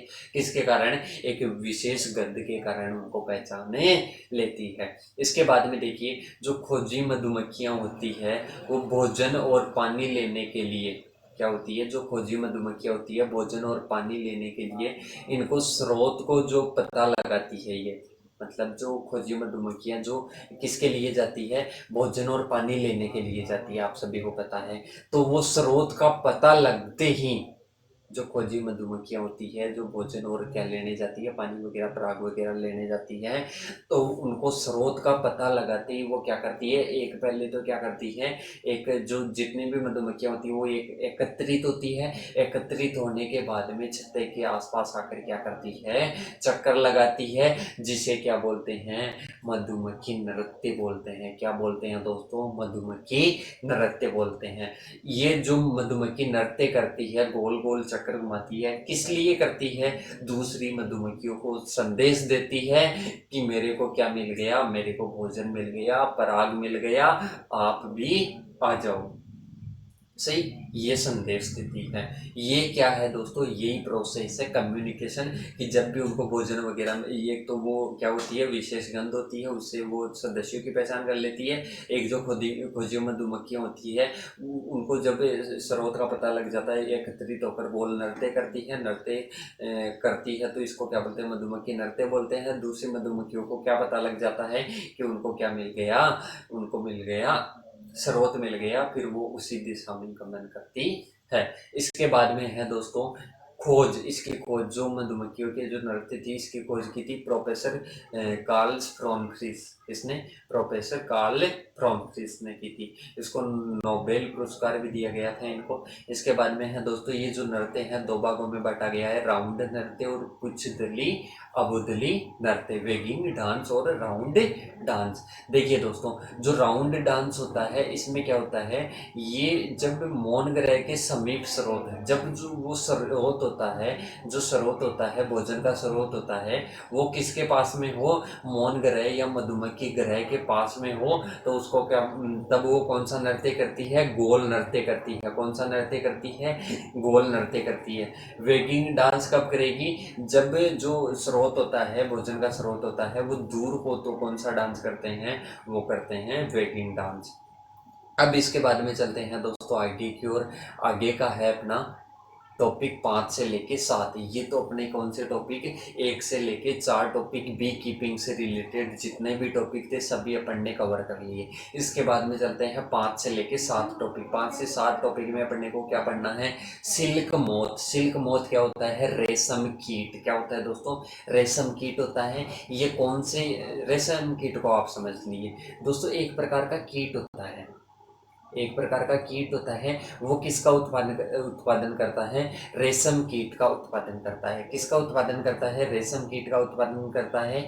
तो इसके लिए जो भोजन चाहिए, जो भोजन चाहिए, वो विभिन्न किससे चाहिए, पौधों से चाहिए, पत्तियों से चाहिए। तो इसके लिए कौन सी पत्तियां बेटर रहती है, सहतूत की पत्तियां बेटर रहती है। सहतूत की पत्तियों से उनको क्या मिलता है, भोजन मिलता है। तो इस क्रिया को क्या बोलते हैं, मोरिकल्चर। क्या बोलते हैं, मोरिकल्चर। शहतूत में किसका पालन किया जाता है, रेशम कीट का पालन किया जाता है। जो सिल्क मोथ होता है, रेशम कीट होता है, वो कौन से ऑर्डर का है, लेपिडोप्टेरा। किसका है, लेपिडोप्टेरा का है। इसके बाद में है दोस्तों, इसका जो ये कुल है, फैमिली है, वो क्या है, बॉम्बेसिडाई। क्या है, बॉम्बेसिडाई। इसके बाद में है दोस्तों, जो रेशम कीट का उत्पादन करने वाले कीट हैं, उनको अपन क्या बोलते हैं, सिल्क मोथ बोलते हैं। और इस पूरी प्रोसेस को क्या बोलते हैं, सेरीकल्चर। क्या बोलते हैं, सेरीकल्चर। सॉरी, मोरिकल्चर तो लेक के कीट का जो पालन करते हैं उसको बोलते हैं। सेरीकल्चर किसको बोलते हैं, सेरीकल्चर बोलते हैं रेशम कीट, जो रेशम कीट का पालन करते हैं उसको क्या बोलते हैं, सेरीकल्चर बोलते हैं। जो सिल्क मोथ है, सिल्क मोथ की जो स्पीशीज है उसकी चर्चा करते हैं दोस्तों। सिल्क मोथ की स्पीशीज कौन कौन सी है, टसर रेशम कीट। कौन सा, टसर रेशम कीट, एरी रेशम कीट, मूंगा रेशम कीट, देव मूंगा रेशम कीट और सहतूत का रेशम कीट। इनसे वैसे डिटेल से कोई क्वेश्चन तो आ नहीं रखा, स्पीशीज का नाम आप याद रखिए। इंपॉर्टेंस इसमें पूछ रखा है। इंपॉर्टेंस में क्या आ जाएगा दोस्तों, इंपॉर्टेंस में आ जाएगा कि जो मधुमक्खियों के बाद दूसरा लाभदायक कोई कीट है ना, तो वो कौन सा है, वो है दोस्तों सिल्क मोथ या रेशम कीट। ये क्या किस काम में आता है, वस्त्रों के निर्माण के काम में आता है, छतरियाँ बनाने में काम में आता है। और इनके जो टसर सिल्क मोथ होते हैं, इनके जो कृमि कोष होते हैं, जो टसर सिल्क मोथ होते हैं, इनके जो कृमि कोष होते हैं उनसे क्या निकालते हैं, तेल निकालते हैं। वो किस में यूज में लिया जाता है, औषधि के रूप में यूज में लिया जाता है।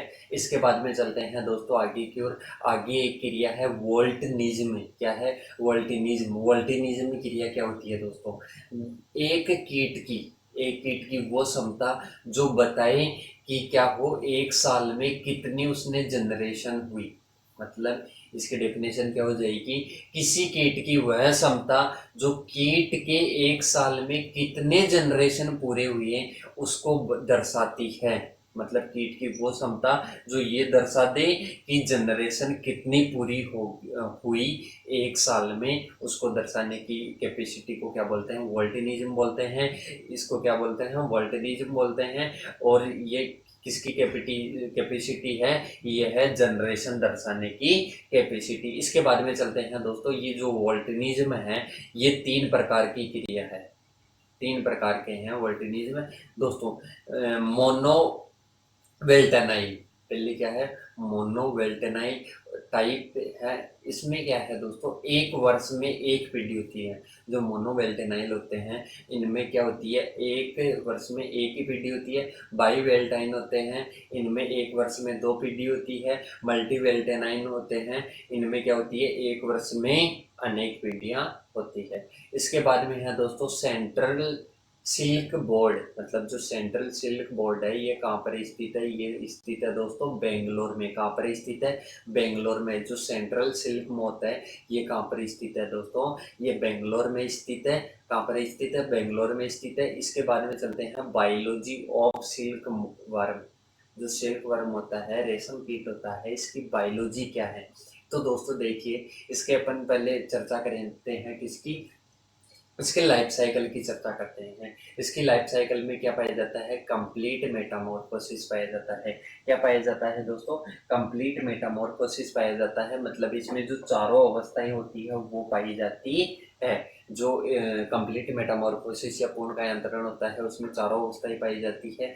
अब इसकी पहली अवस्था कौन सी है, एग। एग में एग किस रंग का होता है, जो अंडा होता है वो किस रंग का होता है दोस्तों, वो अंडा होता है सफेद रंग का। किस रंग का होता है दोस्तों, सफेद रंग का होता है। और जो शहतूत की पत्तियां होती है उस पर समूह में अंडे देते हैं। ये जो शहतूत की पत्तियां होती है उसमें समूह में क्या देते हैं, अंडे देते हैं। 300 से 400 अंडे एक जीवन काल में देते हैं। और इसके बाद में है दोस्तों, अंडे से लार्वा बनने में 10 से 12 दिन का समय लगता है। कितना समय लगता है, 10 से 12 दिन का समय लगता है। इसके बाद में चलते हैं दोस्तों आगे की ओर। आगे है लार्वा। क्या है दोस्तों, लार्वा। लार्वा आकार में कितना होता है, 3 mm होता है। कितना होता है, 3 mm होता है। इसके बाद में है सलेटी। सलेटी रंग किस कलर का होता है, सलेटी कलर का होता है लार्वा का। मुखांक काटने और चबाने वाले होते हैं। कौन से होते हैं, काटने और चबाने वाले होते हैं। और समय कितना लगता है लार्वा को, 28 से 30 दिन का। लार्वा को कितना समय लगता है, लार्वा को समय लगता है 28 से 30 दिन का। कितना समय लगता है दोस्तों, 28 से 30 दिन का समय लगता है। इसके बाद में है प्यूपा। प्यूपा में क्या होता है, 38 mm क्या होती है इसकी लंबाई होती है। और 3 से 8 दिन इसमें समय लगता है। और रंग रंग क्या होता है इसका, लाल भूरा होता है। क्या होता है, लाल भूरा होता है। वयस्क को कितना समय लगता है, 8 से 10 दिन लगता है। मैथुन क्रिया के पश्चात नर की क्या हो जाती है, मृत्यु हो जाती है। ये हुआ इसका लाइफ साइकिल। इसके बाद में चलते हैं दोस्तों मलबेरी कल्टीवेशन। मलबेरी मतलब होता है शहतूत। शहतूत को हिंदी में क्या बोलते हैं, मलबेरी। तो अपने को क्या पढ़ना है, शहतूत की कल्टीवेशन पढ़नी है। मोस्ट इंपॉर्टेंट है, पूछी जाती है बार बार एग्जाम में। देखिए दोस्तों, मलबेरी कल्टीवेशन या शहतूत की कल्टीवेशन। शहतूत की कल्टीवेशन दोस्तों, जो शहतूत का कीट होता है, जो रेशम कीट होता है, वो क्या करता है, शहतूत की पत्तियां होती है उनको क्या करता है, खाता है। वो उसका क्या है, शहतूत के कीट का, शहतूत जो होती है उसकी पत्तियां उनका क्या है, भोजन है। पत्तियां जितनी अधिक पौष्टिक और जितना अधिक पौष्टिक होगा उतना ही अधिक क्या होगा, कीट अच्छा कोया बनाएगा, अच्छा रेशा बनाएगा। मतलब जितना अधिक पत्तियां पौष्टिक होगी, जितनी अधिक होगी उतना ही अच्छा क्या बनेगा, जो कीट होगा वो कोया बनाएगा। और इसमें मिट्टी, कौन सी मिट्टी में इसकी कल्टीवेशन की जाती है, बलुई दोमट में। क्या की जाती है, बलुई दोमट में इसकी कल्टीवेशन की जाती है। दोस्तों इसको समझिए। मलबेरी कल्टीवेशन क्यों करते हैं, मलबेरी की कल्टीवेशन करते हैं क्योंकि जो रेशम कीट का जो रेशम कीट होता है वो किस पर निर्भर होता है, मलबेरी कल्टीवेशन पे, शहतूत पे। शहतूत का कीट होता है वो शहतूत की पत्तियों से भोजन प्राप्त करता है। और इसकी कल्टीवेशन मतलब जो अपन नॉर्मल जैसे फसलों की कल्टीवेशन पढ़ते हैं वैसे ही इसके पढ़े। क्यों पढ़ रहे हैं इसका रीजन आपको समझ में आया होगा, क्योंकि जितनी अधिक पौष्टिक पत्तियां होगी उतना ही अधिक अच्छा क्या बनेगा, कोया रेशम में बढ़ेगा। चीन की एक घटना है, उसमें जो रेशम है वो सोने के भाव भी बिका था एक बार। तो रेशम है उसका पालन है, रेशम कीट का पालन एक महत्वपूर्ण क्रिया है। अब दोस्तों इसकी पढ़ते हैं वेराइटीज के बारे में। वेराइटीज के बारे में डायरेक्ट क्वेश्चन भी आता है कि जो मलबेरी वेराइटीज है उनके बारे में बताइए। तो दोस्तों शहतूत में लगभग 20 वेराइटीज पाई जाती है, पर उनमें 4 मोस्ट हैं। 4 वेराइटीज क्या है, मोस्ट है। मोस्ट कौन कौन सी है, मोरस एल्बा, पहली क्या है मोरस एल्बा, दूसरी क्या है मोरस इंडिका, क्या है मोरस इंडिका। इसके बाद में है मोरस सेरेटा, इसके बाद में है मोरस लेटिफोलिया, क्या है मोरस लेटिफोलिया। 4 प्रकार की वेराइटी, वैसे 20 प्रकार की वेराइटीज है शहतूत की, 4 प्रकार की मोस्ट है जिनकी क्या करते हैं, कल्टीवेशन करते हैं। जो मोरस इंडिका है वो अधिक प्रचलित है। कैसे हैं, ये शीघ्र वृद्धि करती है, वर्ष भर में क्या देती रहती है, पत्तियां देती रहती है, सभी जगह उगा सकते हैं। जो मोरस इंडिका है इसको सभी जगह उगा सकते हैं।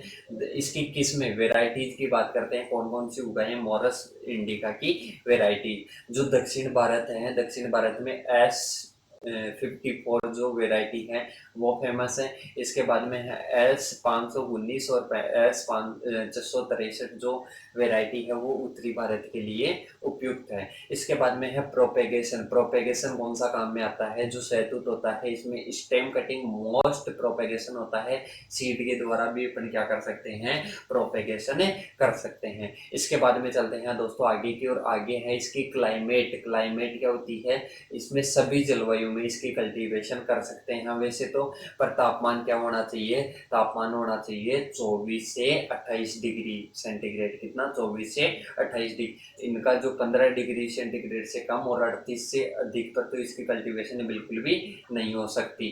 13 से कम और 38 से अधिक में बिल्कुल भी कल्टीवेशन इसकी नहीं हो सकती। इसके बाद में है रेनफॉल कितनी चाहिए, इसको रेनफॉल चाहिए 600 से 2500 mm, जहाँ पर औसत वर्षा हो तो वहाँ पर इसकी क्या है, क्लाइमेट उपयुक्त है। इसके बाद में है दोस्तों ह्यूमिडिटी। ह्यूमिडिटी कितनी परसेंट होनी चाहिए, आर्द्रता होनी चाहिए 65 से 80%। कितनी होनी चाहिए, 65 से 80%। इरिगेशन, वृद्धि के समय और शाखाएं निकलते समय अपने को क्या करनी चाहिए, अपने को करनी चाहिए दोस्तों इसकी इरिगेशन करनी चाहिए। इसके बाद में है दोस्तों आगे की ओर चलते हैं। आगे है ट्रेनिंग एंड प्रूनिंग। क्या है, ट्रेनिंग एंड प्रूनिंग। ट्रेनिंग और प्रूनिंग क्या होती है दोस्तों, जब अपन एक जो शहतूत का पौधा है उसकी ट्रेनिंग करेंगे, मतलब उसको एक बढ़िया आकार देंगे। प्रूनिंग, रोग ग्रसित वगैरह शाखाओं को क्या कर देंगे, हटा देंगे। एक टर्म को समझिए दोस्तों, ये इससे रिलेटेड ही है, सेरिकल्चर से रिलेटेड, उसको आगे और अधिक तरीके से समझेंगे। रेशम कीट के जो बीज उपलब्ध कराने वाले जो केंद्र हैं, रेशम कीट का बीज उत्पन्न करवाने वाले या अंडे उत्पन्न करवाने वाले, उपलब्ध करवाने वाले जो केंद्र हैं उनको क्या बोलते हैं, ग्रेनेज। क्या बोलते हैं, ग्रेनेज बोलते हैं। इसके बाद में है दोस्तों हार्वेस्टिंग ऑफ लीव्स। मतलब अपन ने ट्रेनिंग प्रूनिंग वगैरह कंप्लीट कल्टीवेशन कर ली, इसके बाद में हार्वेस्टिंग मतलब क्या करेंगे, कटाई करेंगे। कटाई में दोस्तों अपने जो अपने को शहतूत में जो मेन पार्ट है वो अपने को यूज में लेना है, वो क्या है, हार्वेस्टिंग ऑफ लीव्स। मतलब लीव्स एक इम्पोर्टेंट पार्ट है, इसकी क्या करेंगे, हार्वेस्टिंग करेंगे। क्या करेंगे, तुड़ाई करेंगे या कटाई करेंगे। दोस्तों इसके हार्वेस्टिंग के अलग अलग मेथड है। हार्वेस्टिंग के अलग अलग मेथड अपने सिलेबस में भी दिए हुए हैं और अलग अलग मेथड अपने को पूछा हुआ भी है ओल्ड एग्जाम में। देखिए दोस्तों इसके 3 मुख्यतः क्या है, मेथड है। इसमें जो शहतूत के जो कीट होते हैं उनको या तो पूरी पत्ती खिलाते हैं, या इसके बाद में क्या खिलाते हैं, उसको काट कर खिलाते हैं, जो पत्ती होती है उसको काट काट कर खिलाते हैं, या उसको क्या करते हैं, पूरा परोह है मतलब उसका जो परोह होता है उसको बिना काटे हुए जो परोह होता है उसके समेत ही उसको क्या करते हैं, खिलाते हैं, या पूरी ब्रांच को उसको क्या करते हैं, खिलाते हैं। इसके बाद में है लीफ पिकिंग, मतलब क्या करते हैं, पत्तियों को तोड़ते हैं। इसके जो हार्वेस्टिंग के मेथड थे, पहला मेथड है दोस्तों पत्तियों को तोड़ना। क्या है, पत्तियों को तोड़ना। पत्तियों को कब तोड़ते हैं, 7 से 8 सप्ताह के अंतर पर पत्तियों को तोड़ते रहते हैं। पहला मेथड तो ये हो गया। इसके बाद में है ब्रांच कटिंग। ब्रांच कटिंग में क्या करते हैं दोस्तों, जो शाखाएं होती हैं उनको क्या करते हैं, कट करते हैं। क्या करते हैं, कट करते हैं, और वो किसके यूज में लेते हैं, शहतूत के जो कीट होते हैं उनके भोजन के यूज में लेते हैं। इसके बाद में है पूरा परोह काटना। जैसे मान लो परोह समेत ही क्या काट लेंगे, पत्तियों को काट लेंगे, और वो किसके यूज में लेंगे, शहतूत के जो कीट होते हैं, रेशम कीट होते हैं, उनके भोजन के लिए यूज में लेंगे। करते हैं दोस्तों प्रिजर्वेशन ऑफ लीव्स की, मतलब जो अपन ने लीव्स की हार्वेस्टिंग कर ली, हार्वेस्टिंग के बाद में अपने को क्या करना है, उनको क्या करना है, प्रिजर्व करना है, उनको सुरक्षित रखना है, और उनमें जो न्यूट्रिशन वगैरह है उनको क्या रखना है, बनाए रखना है। देखिए दोस्तों, जो फ्रेश लीव्स अपन ने तोड़ी थी उसके बाद में उनमें क्या था, पोषणीय थी और क्या थी, उपयोगी थी। तो उनको अपने को क्या करना है, प्रिजर्व करना है, सुरक्षित रखना है। देखिए दोस्तों, उनको अपन क्या करते हैं, उष्णीय दशाओं में काटते हैं। उष्णीय जब दशाओं में अपन काटते हैं तो काट कर तुरंत जो भीगे हुए बोरे होते हैं, कपड़ों से ढके हुए होते हैं, मतलब बोरे रखने चाहिए, बोरों में डाल के तुरंत गीले कपड़ों से अपने को क्या कर देना चाहिए, ढक देना चाहिए। अभी इसके बाद में देखते हैं दोस्तों कि मान लो अपन टोकरी में उनकी तुड़ाई कर रहे हैं, तो टोकरी में जब अपन ने तुड़ाई की तो टोकरी को किससे ढक देंगे, अपन गीले कपड़े से ढक देंगे, तो उनकी जो न्यूट्रिशन वगैरह अलसेगी नहीं, सूखेगी नहीं। दिन में 2 बार तुड़ाई करते हैं। दिन में कितनी तुड़ाई करते हैं, 2 बार तुड़ाई करते हैं।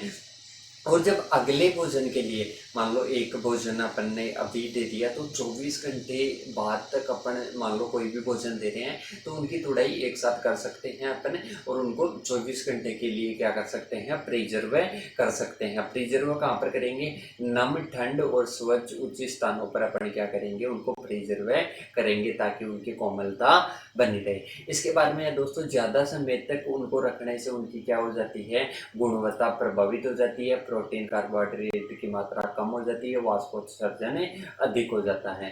इसके बारे में चलते हैं दोस्तों आगे की, और आगे का टॉपिक है देखिए अपना रियरिंग ऑफ सिल्क वर्म्स। मतलब अपन अपने को किसकी बात करनी है, सिल्क वर्म का कैसे पालन करें। दोस्तों सिल्क वर्म का पालन करते समय मतलब जो रेशम कीट होता है, अपन अभी तो किसकी बात की थी, शहतूत की बात कर ली कि शहतूत की कल्टीवेशन वगैरह कैसे करते हैं। अब है कि जो सिल्क वर्म होता है, रेशम कीट होता है, उसकी पालन कैसे करते हैं, उसका पालन कैसे करते हैं।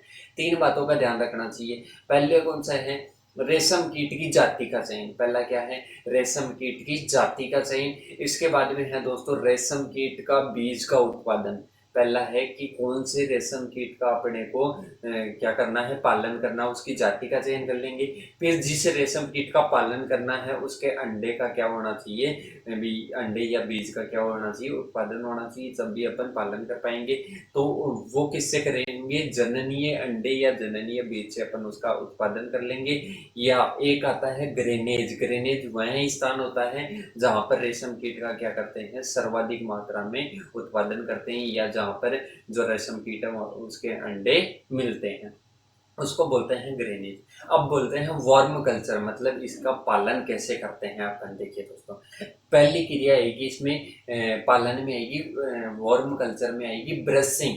क्या आएगी, ब्रशिंग। ब्रशिंग देखिए दोस्तों क्या होती है, जब सुबह के 10 बजते हैं तो उस समय जो नए निकले हुए जो प्रथम लार्वी होते हैं, सुबह के टाइम जो 10 बजे के आसपास जो नए निकले हुए लार्वी अंडे होते हैं, उनको कार्डों से जो कार्ड होते हैं उनसे क्या कर लेते हैं, अलग कर लेते हैं और टिश्यू पेपर में क्या कर लेते हैं, इकट्ठा कर लेते हैं और 10 डिग्री सेंटीग्रेड पर कहाँ पर रखते हैं, रेफ्रिजरेटर में रखते हैं। कहाँ पर रखते हैं, रेफ्रिजरेटर में रखते हैं। इसके बाद में देखिए दोस्तों, कार्ड से छोटे छोटे नए लार्वी को अलग करते हैं। जो कार्ड होता है जिस पर क्या पाए जाते हैं, सिल्कवर्म के अंडे पाए जाते हैं, उनको अलग करते हैं। तो इस क्रिया को क्या बोलते हैं, ब्रशिंग। ब्रशिंग आपको समझ में आई होगी दोस्तों।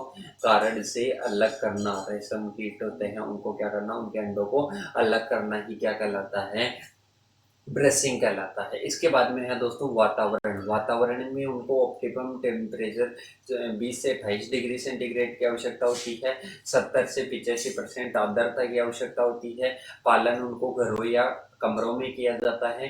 प्रकाश जाने का रास्ता उचित होना चाहिए। इसके बाद में है फीडिंग, मतलब उनको आहार की आवश्यकता होती है। अभी मैंने बात की थी कि शहतूत की पत्तियां उनको आहार के रूप में चाहिए। इसके बाद में देखिए दोस्तों, ट्रेज की सफाई होनी चाहिए। किसकी, ट्रेज। जो बची हुई पत्तियां होती है, नीचे जो बची हुई पत्तियां होती है, जैसे कुछ तो वो वजन के रूप में ग्रहण कर लेंगे, कुछ पत्तियां बच जाएगी, तो उनकी हर बार क्या करनी चाहिए, सफाई करनी चाहिए टाइम टू टाइम।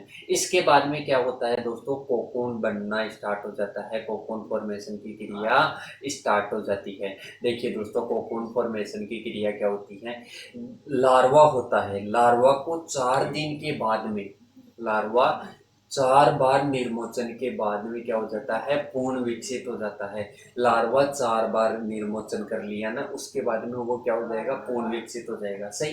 दूसरा पॉइंट है कि 5 से 7 दिन बाद खाना छोड़, मतलब क्या होता है, इन्हें परिपक्व रेशम कीट कहते हैं। ये क्या कर देते हैं, 5 से 7 दिन बाद में खाना छोड़ देते हैं। क्या करते हैं, खाना छोड़ देते हैं और क्या करते हैं, परिपक्व, इनको क्या बोलते हैं, परिपक्व रेशम कीट बोलते हैं। इन्हें क्या करते हैं, इन्हें यहाँ से पकड़कर, मतलब यहाँ से पकड़कर जब परिपक्व हो जाते हैं, जब बड़े हो जाते हैं, तो इनको यहाँ से हटाकर कहाँ पर रखते हैं, मोन्टेजिज या ककुंजेज में रखते हैं। कहाँ पर रखते हैं, मोन्टेजिज या ककुंजेज में रखते हैं। इसके बाद में देखिए तो दोस्तों, क्यों रखते हैं यहाँ पर रखते हैं कि जो प्रत्येक लार्वा होता है, जो परिपक्व होने लगता है, उसको एक समान जगह मिले। पहले तो कम जगह की भी आवश्यकता हो सकती थी, पर अभी क्या चाहिए, ज़्यादा जगह की आवश्यकता चाहिए। तो इसलिए उनको जगह मिलनी चाहिए। अगर जगह नहीं मिलेगी, उसी जगह पर रखोगे, तो क्या बन जाएगा, द्विकोकून बन जाएगा। मतलब 2 कोकून एक साथ क्या हो जाएंगे, जुड़ जाएंगे। 2 उलझे हुए कोकून्स को क्या बोलते हैं, ड्यूफिन्स बोलते हैं। क्या बोलते हैं दोस्तों, ड्यूफिन्स बोलते हैं। इनसे रेशम कीट, रेशम नहीं निकलता। अब देखिए दोस्तों, प्रारंभ में अखबार से ढकते हैं इनको। प्रारंभ में किससे ढकते हैं, अखबार से ढकते हैं, ताकि जो कीटों का जो मल मूत्र होता है वो क्या, अखबार सोख ले। क्या कर ले, अखबार सोख ले। ये कोकून बनने की प्रोसेस चल रही है। इसके बाद में कोकून बनने के लिए कितना तापमान चाहिए, 24 डिग्री सेंटीग्रेड, 60 से 70% आर्द्रता चाहिए।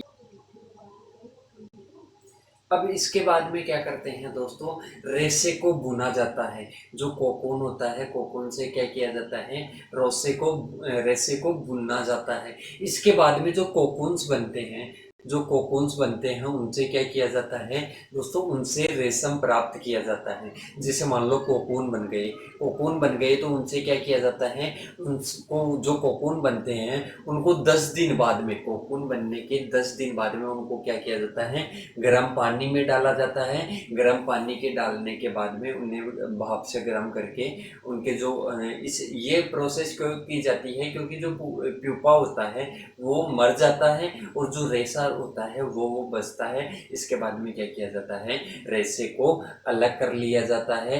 इसके बाद में है दोस्तों, आगे की ओर चलते हैं। आगे है कि जो अपने रेशा निकाला, रेशा निकालने के बाद में इनको अपने को क्या करना चाहिए, इनको अपने को निर्जवीकरण करना चाहिए। निर्जवीकरण क्यों करते हैं, बैक्टीरिया वगैरह, प्रोटोजोआ वगैरह, इनके लिए, इनसे बचने के लिए क्या करते हैं, निर्जमीकरण करते हैं। इसके बाद में है दोस्तों डिजीज ऑफ सिल्क वर्म। किसकी? जो सिल्क वर्म है, रेशम कीट है, इसमें कौन कौन सी बीमारियां लगती है? कौन कौन सी लगती है दोस्तों? पहली है पेब्राइन। पहली क्या है?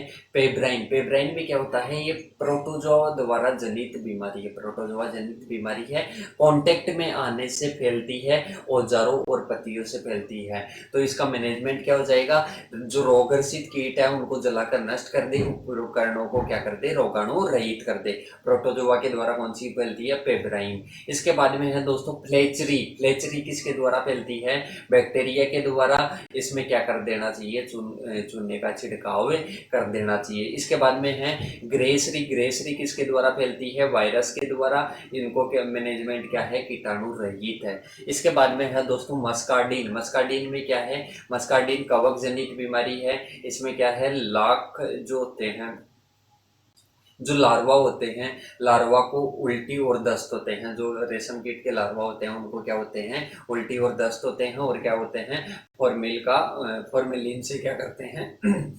उपकरणों को क्या करते हैं? उपचारित करते हैं। दोस्तों इन डिजीज वगैरह में समझाने की तो कुछ है नहीं, आपको खुद को याद करनी पड़ेगी, बस यही याद करना पड़ेगा वायरस जनित है, किस जनित है, और इनका मैनेजमेंट किस प्रकार से किया जाता है। फिर इसके बाद में है गेटाइन रोग। गेटाइन रोग है दोस्तों अल्ट्रावायलेट किरणों के द्वारा, जीवाणुओं के द्वारा होता है। ये किसके द्वारा होता है? अल्ट्रावायलेट किरणों और जीवाणुओं के द्वारा होता है। प्रकाश में हवा उचित दे तो ये रोग नहीं होता है, बच सकते हैं अपने इस रोग से। इसके बाद में है कोट रोग। कोट रोग में दोस्तों पोषक तत्वों की कमी के कारण कौन सा होता है? कोट रोग होता है। कौन सा रोग होता है दोस्तों? कोट रोग होता है। इसके बाद में है इसके शत्रु इनेमीज। इनेमीज में कौन कौन सा आ जाएगा?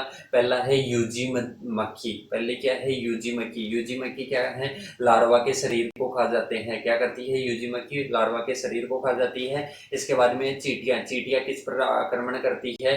लार्वा पर आक्रमण करती है। जो रेशम कीट का जो लार्वा है उस पर आक्रमण करती है। इसके बाद में है दोस्तों भृंग या बीटल्स। बीटल्स क्या करते हैं? ककून को खाते हैं। जो कोकून होता है उसको खाते हैं। और इसका मैनेजमेंट क्या है? साफ सफाई रखे। छिपकली, गिलहरी और जो चिड़िया वगैरह है ये भी क्या करती है? कोकून को खाती है। तो ये शत्रु हो गए, शत्रु कीट हो गए। इसके बाद में है दोस्तों लेक इंसेक्ट। लेक इंसेक्ट से किसका निर्माण होता है? लाख का निर्माण होता है। किसका उत्पादन किया जाता है? लाख का उत्पादन किया जाता है। चूड़िया वगैरह बनाने में काम आता है। देखिए दोस्तों जो लाख है, लाख का साइंटिफिक नेम है केरिया लेखा। क्या है? केरिया लेखा।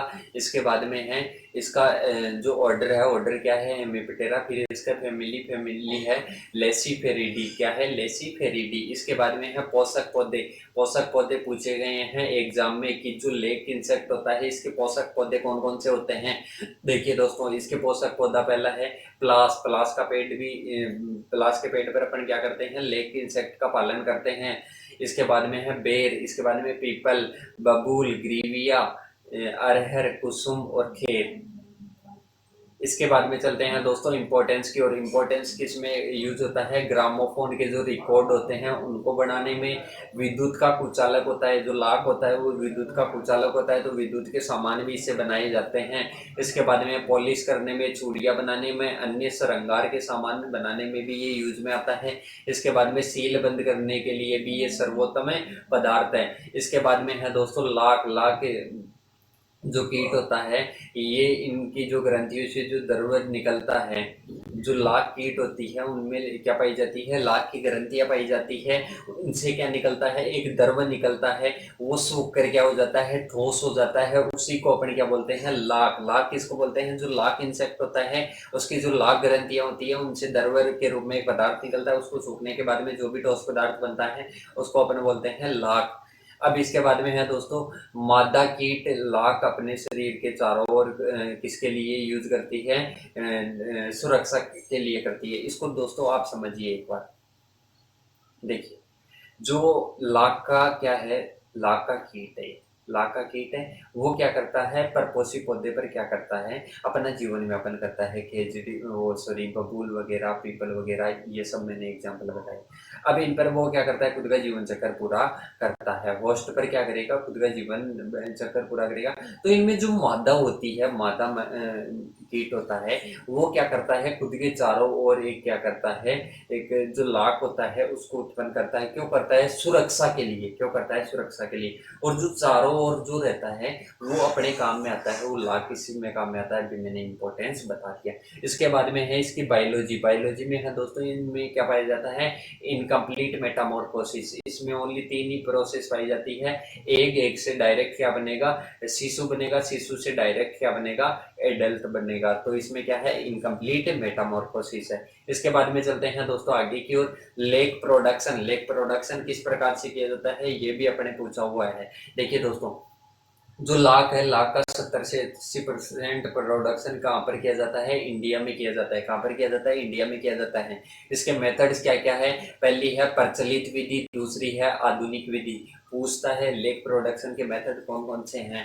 अब देखिए दोस्तों, जो प्रचलित विधि थी वो क्या थी, पहले प्राचीन समय में थी, और ये अवैज्ञानिक विधि है। इसमें क्या करते थे, जो लेग इंसेक्ट जो लार्वा उत्पन्न करते थे, जो लाख उत्पन्न करते थे, तो उसको क्या करते थे, पेड़ को, पौधों को ही काट लेते थे। पौधों को काटने के बाद में क्या करते थे, लाख को क्या करते थे, एकत्रित करते थे। कीट पर कोई ध्यान नहीं दिया जाता था, कीट मर भी जाता था तो कोई प्रॉब्लम नहीं होती थी उनको। और ये किसके द्वारा की जाती थी, आदिवासियों के द्वारा ये क्रिया की जाती थी। और इसके बाद में है दोस्तों, भविष्य में जो फसल होती है उसके लिए कठिनाई आती थी। क्यों? क्योंकि कीट तो मर जाते थे। इसके बाद में है दोस्तों आधुनिक विधि। आधुनिक विधि में क्या था, आधुनिक विधि में दोस्तों क्या करते हैं, ये विकसित कहाँ से की गई, ये की गई दोस्तों इंडियन लेक रिसर्च इंस्टीट्यूट। कहाँ पर है, रांची झारखंड में। कहाँ पर स्थित है दोस्तों, रांची झारखंड में स्थित है। पौधों को कितने भागों में बांटा गया है, मतलब जो पौधा है, जो मान लो कोई भी अपन क्या करते हैं, लाख का उत्पादन कर रहे हैं, लाख का उत्पादन कर रहे हैं, तो उसमें फिक्स पौधे रहते हैं, होस्ट प्लांट फिक्स रहते हैं। सही, होस्ट प्लांट फिक्स रहते हैं। एक खेत में मान लो 100 प्लांट है, 100 प्लांट को कितने भागों में विभाजित करोगे, 3 भागों में भी विभाजित करोगे। कितने भागों में, 3 भागों में विभाजित करोगे। और कुसुम होता है, कुसुम को 4 भागों में विभाजित करना है। और फिर इनमें क्या करते हैं, बारी बारी से क्या करते हैं, जो लेक है इसका क्या करते हैं, पालन करते हैं। लेक लाख कीट होता है उसका पालन करते हैं। पहले 3 भाग बांट लिए, पहले भाग में, दूसरे भाग में, तीसरे भाग में, फिर पहले भाग में आ जाएंगे। तो इससे क्या होगा, पौधों को विश्राम मिलता रहेगा। अब इसके जो प्रोडक्शन की जो टेक्निक है इसको देखिए दोस्तों। पहले अपन क्या करेंगे, पहले करेंगे अपन सिलेक्शन ऑफ सुटेबल साइट। एक अच्छी जगह का क्या करेंगे, चुनाव करेंगे। वहां पर न तो ज्यादा सर्दी हो, न ज्यादा गर्मी हो, न ज्यादा वर्षा हो। ये कितनी होनी चाहिए, नॉर्मल होनी चाहिए। इसके बाद में है पौधा, पोषक पौधा। मतलब अपन जिस साइड पर चूज कर रहे हैं वहां पर पोषक पौधे क्या होने चाहिए, अच्छे होने चाहिए। प्रूनिंग ऑफ होस्ट प्लांट, जो होस्ट प्लांट होता है उसकी प्रूनिंग करनी चाहिए। क्यों करनी चाहिए दोस्तों, समझिए। खेती प्रारंभ करने से पहले क्या करनी चाहिए, प्रूनिंग करनी चाहिए। क्यों? क्योंकि जो लाख के इंसेक्ट होते हैं दोस्तों, उनको कोमल जो शाखाएं होती है उनकी जरूरत होती है। कुछ जो कोमल शाखाएं होती है उनकी जरूरत होती है। तो खेती प्रारंभ करने से पहले अगर अपन क्या कर देंगे, काट छाट कर देंगे, तो नई क्या आएगी, शाखा आएगी, वो क्या रहेगी, कोमल रहेगी। उनमें लेख इंसेक्ट का पालन अच्छी प्रकार से कर सकेंगे। देखिए दोस्तों, मोटी, सूखी और रोगी शाखाएं हैं उनको क्या कर देना चाहिए, हटा देना चाहिए। इसके बाद में है पलाश और कुसुम में क्या नहीं करनी चाहिए, छटाई वगैरह नहीं करनी चाहिए। अब इसके बाद में है दोस्तों पोषक पेड़ों पर लाख कीटों का पहुंचाना। मतलब जो पोषक पौधे होते हैं, होस्ट प्लांट होते हैं। अब अपने पास क्या है, अपने पास मान लो लाख के इंसेक्ट है। अब लाख के इंसेक्ट को कहाँ पर पहुंचाना है, पोषक पौधों पर पहुंचाना है। अब वहां पर कैसे पहुंचाई, देखिए दोस्तों, वहां पर पहुंचाने की क्रिया को क्या बोलते हैं, संचारण बोलते हैं। क्या बोलते हैं, संचारण बोलते हैं। अच्छी किस्म की लाख होती है जो, वो क्या करती है, जो टहनी होती है उसको पौधे से अलग किया जाता है। मतलब मान लो कोई भी लाख का अपन क्या कर रहे हैं, कहीं पर पालन कर रहे हैं, तो वहां पर एक पौधे पर क्या कर रहे हैं, लाख के कीट है, लाख के कीट है, तो उसको क्या कर लेंगे, काट लेंगे। और अच्छी किस्म की जो लाख है उस वाली किस्म उस टहनी को क्या कर लेंगे, पौधे से अलग कर लिए। अब अपने को वहां पर ले जाना है जहां पर इसका क्या करना है, पालन करना है दूसरे खेत में। तो वहां पर जो शाखाएं होती है, शाखाओं को बांध देंगे, शाखाओं के साथ क्या कर देंगे, बांध देंगे। इसके बाद में जैसे भी कांटेक्ट आएंगे तो वो पूरे पौधे में क्या फैल जाएंगे, लाके इंसेक्ट फैल जाएंगे और वहां पर क्या हो जाएगा, उत्पादन हो जाएगा। तो दूसरे पौधे की मुलायम टहनियों से बांध देंगे और कुछ समय बाद में संपूर्ण टहनियों पर क्या हो जाएंगे, ये फैले जाएंगे। इसके बाद में है दोस्तों लाख को अलग करना। मतलब अपन क्या कर लिए, इसके बाद में अपन क्या कर लिए, उस पेड़ पर भी छोड़ दिए। पेड़ पे छोड़ने के बाद में धीरे धीरे वो क्या करेगी, मादा मधुमक्खी सॉरी मादा होती है, वो क्या करेगी, खुद के चारों ओर जो आवरण होता है वो किसका होगा, लाख का होगा। उसको अपन क्या करेंगे, अलग करेंगे। अलग किस किस के द्वारा कर सकते हैं, अलग अपन चाकू से खुरच कर सकते हैं। चाकू से खुरच कर करे तो ध्यान रखें कि छोटे छोटे टुकड़े नहीं होने चाहिए, पकने पर ही अलग करनी चाहिए। पकते कब है, ये लाख कब पकती है, भारी रंग पीला हो जाता है और सूख जाती है, तभी इसकी क्या करनी चाहिए, इसको कुरच कर अलग करना चाहिए। कुरच कर अलग करने के बाद में इनको वॉशिंग, धुलाई करनी चाहिए। धुलाई करने के बाद में है दोस्तों, जो लाख कीट होता है इसके शत्रु कौन कौन है, एक तो परजीवी होता है, एक शिकारी कीट होता है। ये इसके क्या होते हैं, शत्रु होते हैं। शत्रु वैसे अपने को इसमें पूछा नहीं है। देखिए दोस्तों, अब एक तो सीड लेक टर्म है, एक सेल लेक है। सीड लेक क्या होता है, जब अपन वह लाख की टहनियां जिनसे क्या करते हैं, जिनको छुटाकर और धोकर साफ करने पर मिलती है। मतलब कोई लाख है, वो कब मिलती है, टहनियों को छुटाकर और उनको धोकर साफ करने से। मान लो कोई भी क्या है, कोई भी लाख है, वो कब प्राप्त हो रही है, टहनियों को धोने से और उनको धोकर साफ करने से क्या मिलती है अपने को, लाख मिलती है। तो उसको बोलते हैं सीड लेक। मतलब टहनियों को धोने के बाद में भी जो क्या मिलती है, लाख मिलती है, उसको क्या बोलते हैं, सीड लेक बोलते हैं। एक है सेल लेक। सेल लेक क्या होती है दोस्तों, दाना लाख एंड धूल, लाख को गर्म करने पर जो पपड़ी के रूप में जमा होती है, जो दाना लाख होती है, धूल लाख होती है, इनको गर्म करने के बाद में एक पपड़ी जमा हो जाती है, उसको क्या बोलते हैं, सेल लेक बोलते हैं। क्या बोलते हैं, सेल लाख बोलते हैं। इसके बाद में है दोस्तों नेक्स्ट टॉपिक। नेक्स्ट टॉपिक अपना नाइन टॉपिक में है दोस्तों प्रीडेटर्स। प्रीडेटर्स मतलब परभक्षी। परभक्षी क्या होते हैं दोस्तों, वे कीट जो एक दूसरे का क्या करते हैं, भक्षण करते हैं। दोस्तों इस टॉपिक में 9th में अपने को पढ़ना क्या है, अपने को पढ़ना है कि जो प्रीडेटर्स परभक्षी होते हैं, परजीवी होते हैं, परजीव्याप होते हैं, उनसे रिलेटेड क्या बताने हैं, गण बताने हैं, जो क्या करते हैं, जो यूज आते हैं इंसेक्टों को कंट्रोल करने में। गणों की आगे चर्चा करेंगे, पहले बात करेंगे परभक्षी क्या होते हैं, परजीवी क्या होते हैं, परजीव्याप क्या होते हैं। देखिए दोस्तों, प्रीडेटर्स मतलब परभक्षी क्या होते हैं, वे कीट जो एक दूसरे को कीटों का भक्षण करके और क्या करते हैं, जीवन व्यापन करते हैं। मतलब क्या करते हैं, वे कीट जो दूसरे कीटों का भक्षण करके क्या करते हैं, खुद का जीवन व्यापन करते हैं, उसको क्या बोलते हैं, परभक्षी। परभक्षी जिस पर भी अपना जो जीवन व्यापन करता है उसको क्या बोलेंगे, परपोषी। परपोषी से आकार में क्या होगा, बड़ा होगा। जो परभक्षी होते हैं वो परपोषी से आकार में क्या होते हैं, बड़े होते हैं। इसके बाद में है टाइप्स। इसके टाइप्स क्या है, देखिए दोस्तों, टाइप से पहला है परभक्षी, पोलीफेगस मतलब बहुभक्षी, पोलीफेगस हो जाएगा। ये कई प्रकार के परभक्षियों का क्या करते हैं, हम भक्षण करते हैं। इसमें एग्जांपल आएगा मेंटिस आ जाएगा, लेसविंग आ जाएगा। इसमें के बाद में है सीमाहारी परभक्षी। ये क्या होते हैं, ये होते हैं दोस्तों स्टेनोफेगस प्रीडेटर। क्या होते हैं, स्टेनोफेगस प्रीडेटर। अब इसके बाद में है दोस्तों कुछ सीमित परपोषियों का भक्षण। मतलब ये सीमाहारी परभक्षी होते हैं, कुछ सीमित पर पोषियों का क्या करते हैं, भक्षण करते हैं। इसमें आ जाएगा कॉक्सिनेलिड्स और सिरफिड्स। इसके बाद में है एकाहारी, मतलब एक ही पोषी पर क्या होंगे, निर्भर होंगे। अब इसमें आ जाएगा रोडालिया और कार्डिनेलिस हो जाएगा। इसके बाद में है दोस्तों पैरासिट, मतलब ये क्या हो जाएंगे, ये हो जाएंगे दोस्तों परजीवी। क्या है, पैरासिट्स मतलब परजीवी। ये क्या होंगे, परपोषी से सदैव छोटे होते हैं। परपोषी से सदैव क्या होते हैं, छोटे होते हैं। एक के प्रभाव से मृत्यु नहीं होती है परपोषी की, पर बहुत सारे जब एक ही किसी परपोषी पर, मतलब किसी पर परपोषी पर क्या हो, निर्भर हो जाए, उसी पर इकट्ठे हो जाएं तो वहां पर क्या हो जाती है, अनेक के प्रभाव से उस परपोषी की क्या हो जाती है, मृत्यु हो जाती है। और इसका जीवन चक्र एक या अनेक प्रपोषियों पर क्या होता है, निर्भर होता है। इसके बाद में है दोस्तों परजीव्या, पैरासिटोइड। क्या है, परजीव्या या पैरासिटोइड।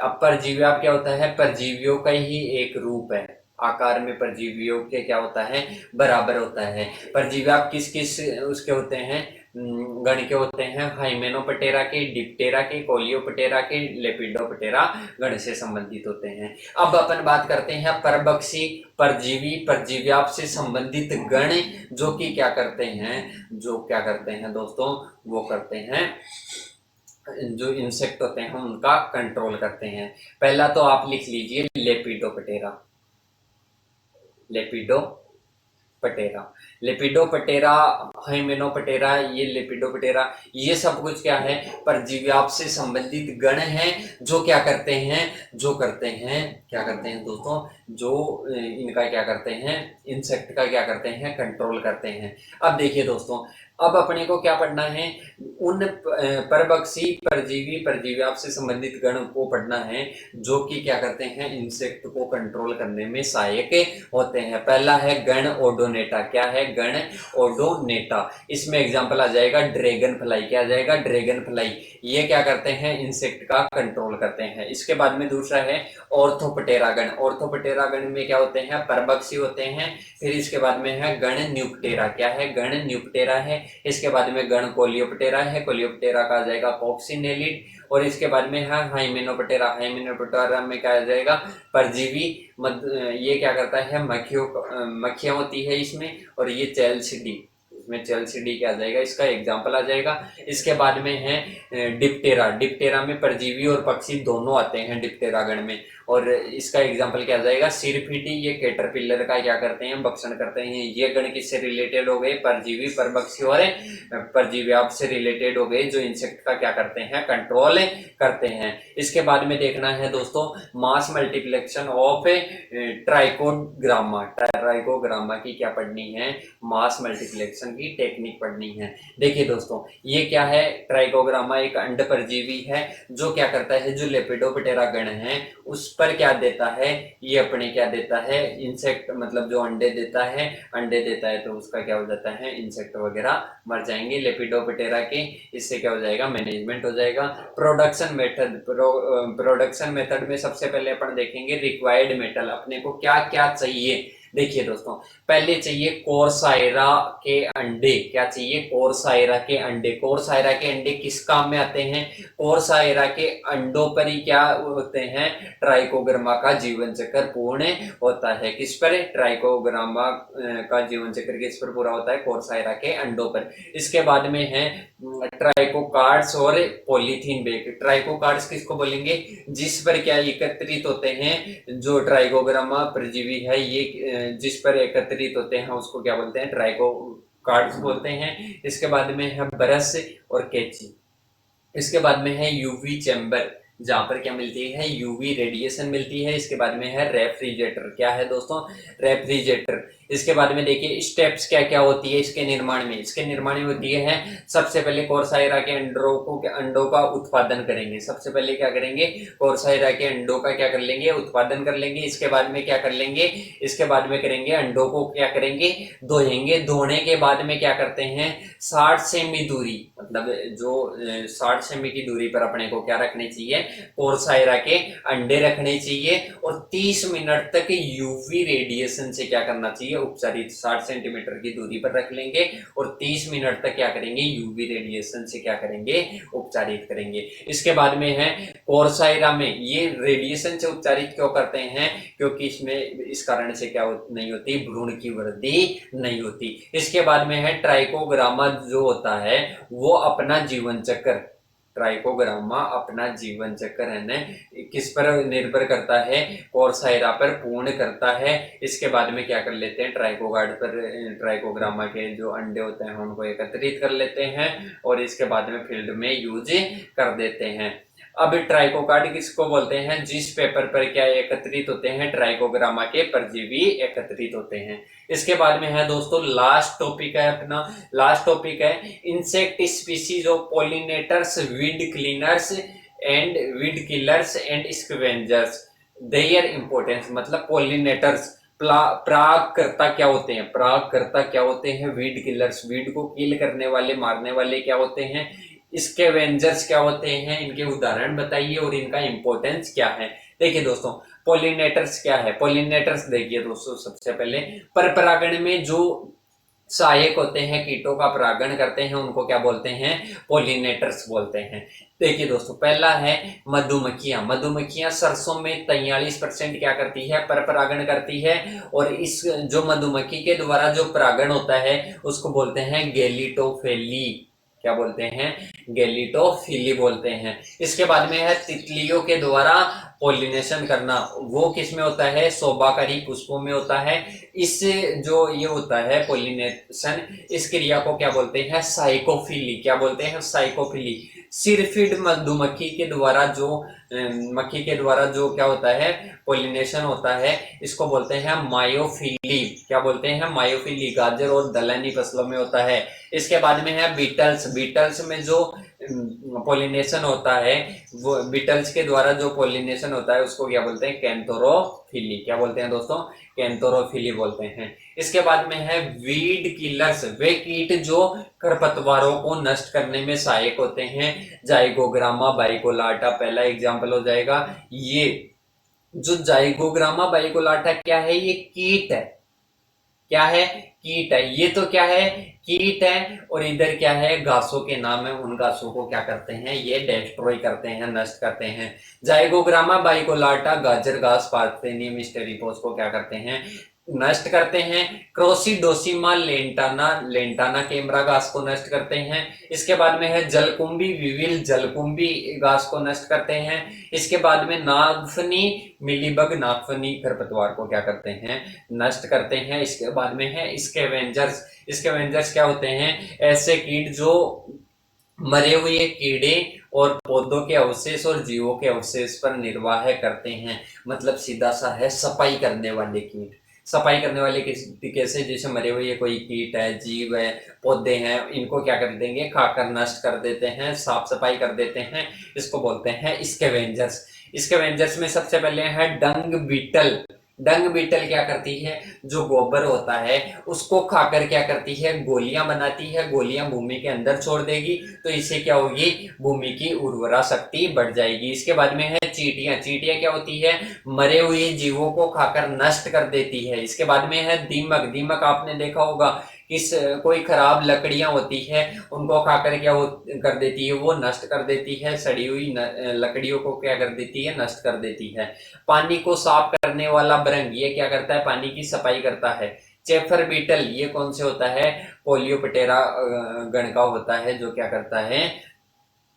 जो क्या करता है? लाभ पहुंचाता है। इसके बाद में है रोब बीटल। ये क्या करता है? चेपर बीटल साफ सफाई का काम करता है। रोब बीटल क्या करता है? सड़े गले पदार्थों को क्या करता है? नष्ट करता है। दोस्तों, आज की क्लास के संपूर्ण अपन 13 टॉपिक की चर्चा कर ली। कौन कौन से पार्ट में की? सबसे पहला पार्ट था अपना मधुमक्खी के बारे में बात की, दूसरा सेरिकल्चर के बारे में बात की, इसके बाद में बात की अपन ने दोस्तों लेक कल्चर की, इसके बाद में अपन ने ट्राइकोग्रामा की प्रोडक्शन टेक्निक के बारे में और विभिन्न प्रकार के परजीवी पर्याव परभक्षी इनकी चर्चा कर ली, और स्कैवेंजर्स वगैरह इन सभी की चर्चा कर ली।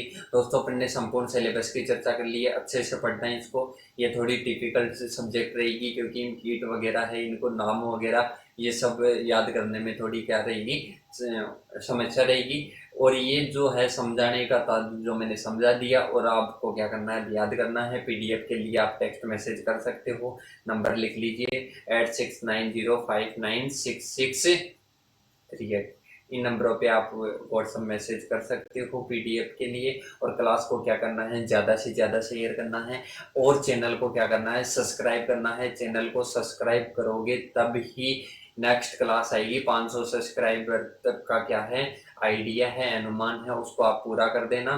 उसके बाद में किसकी क्लास आ जाएगी, क्रॉप इम्प्रूवमेंट की क्लास आ जाएगी। धन्यवाद दोस्तों, जय हिंद जय भारत। इस क्लास को क्या कीजिए, दोस्तों के साथ ज़्यादा से ज़्यादा शेयर कीजिए।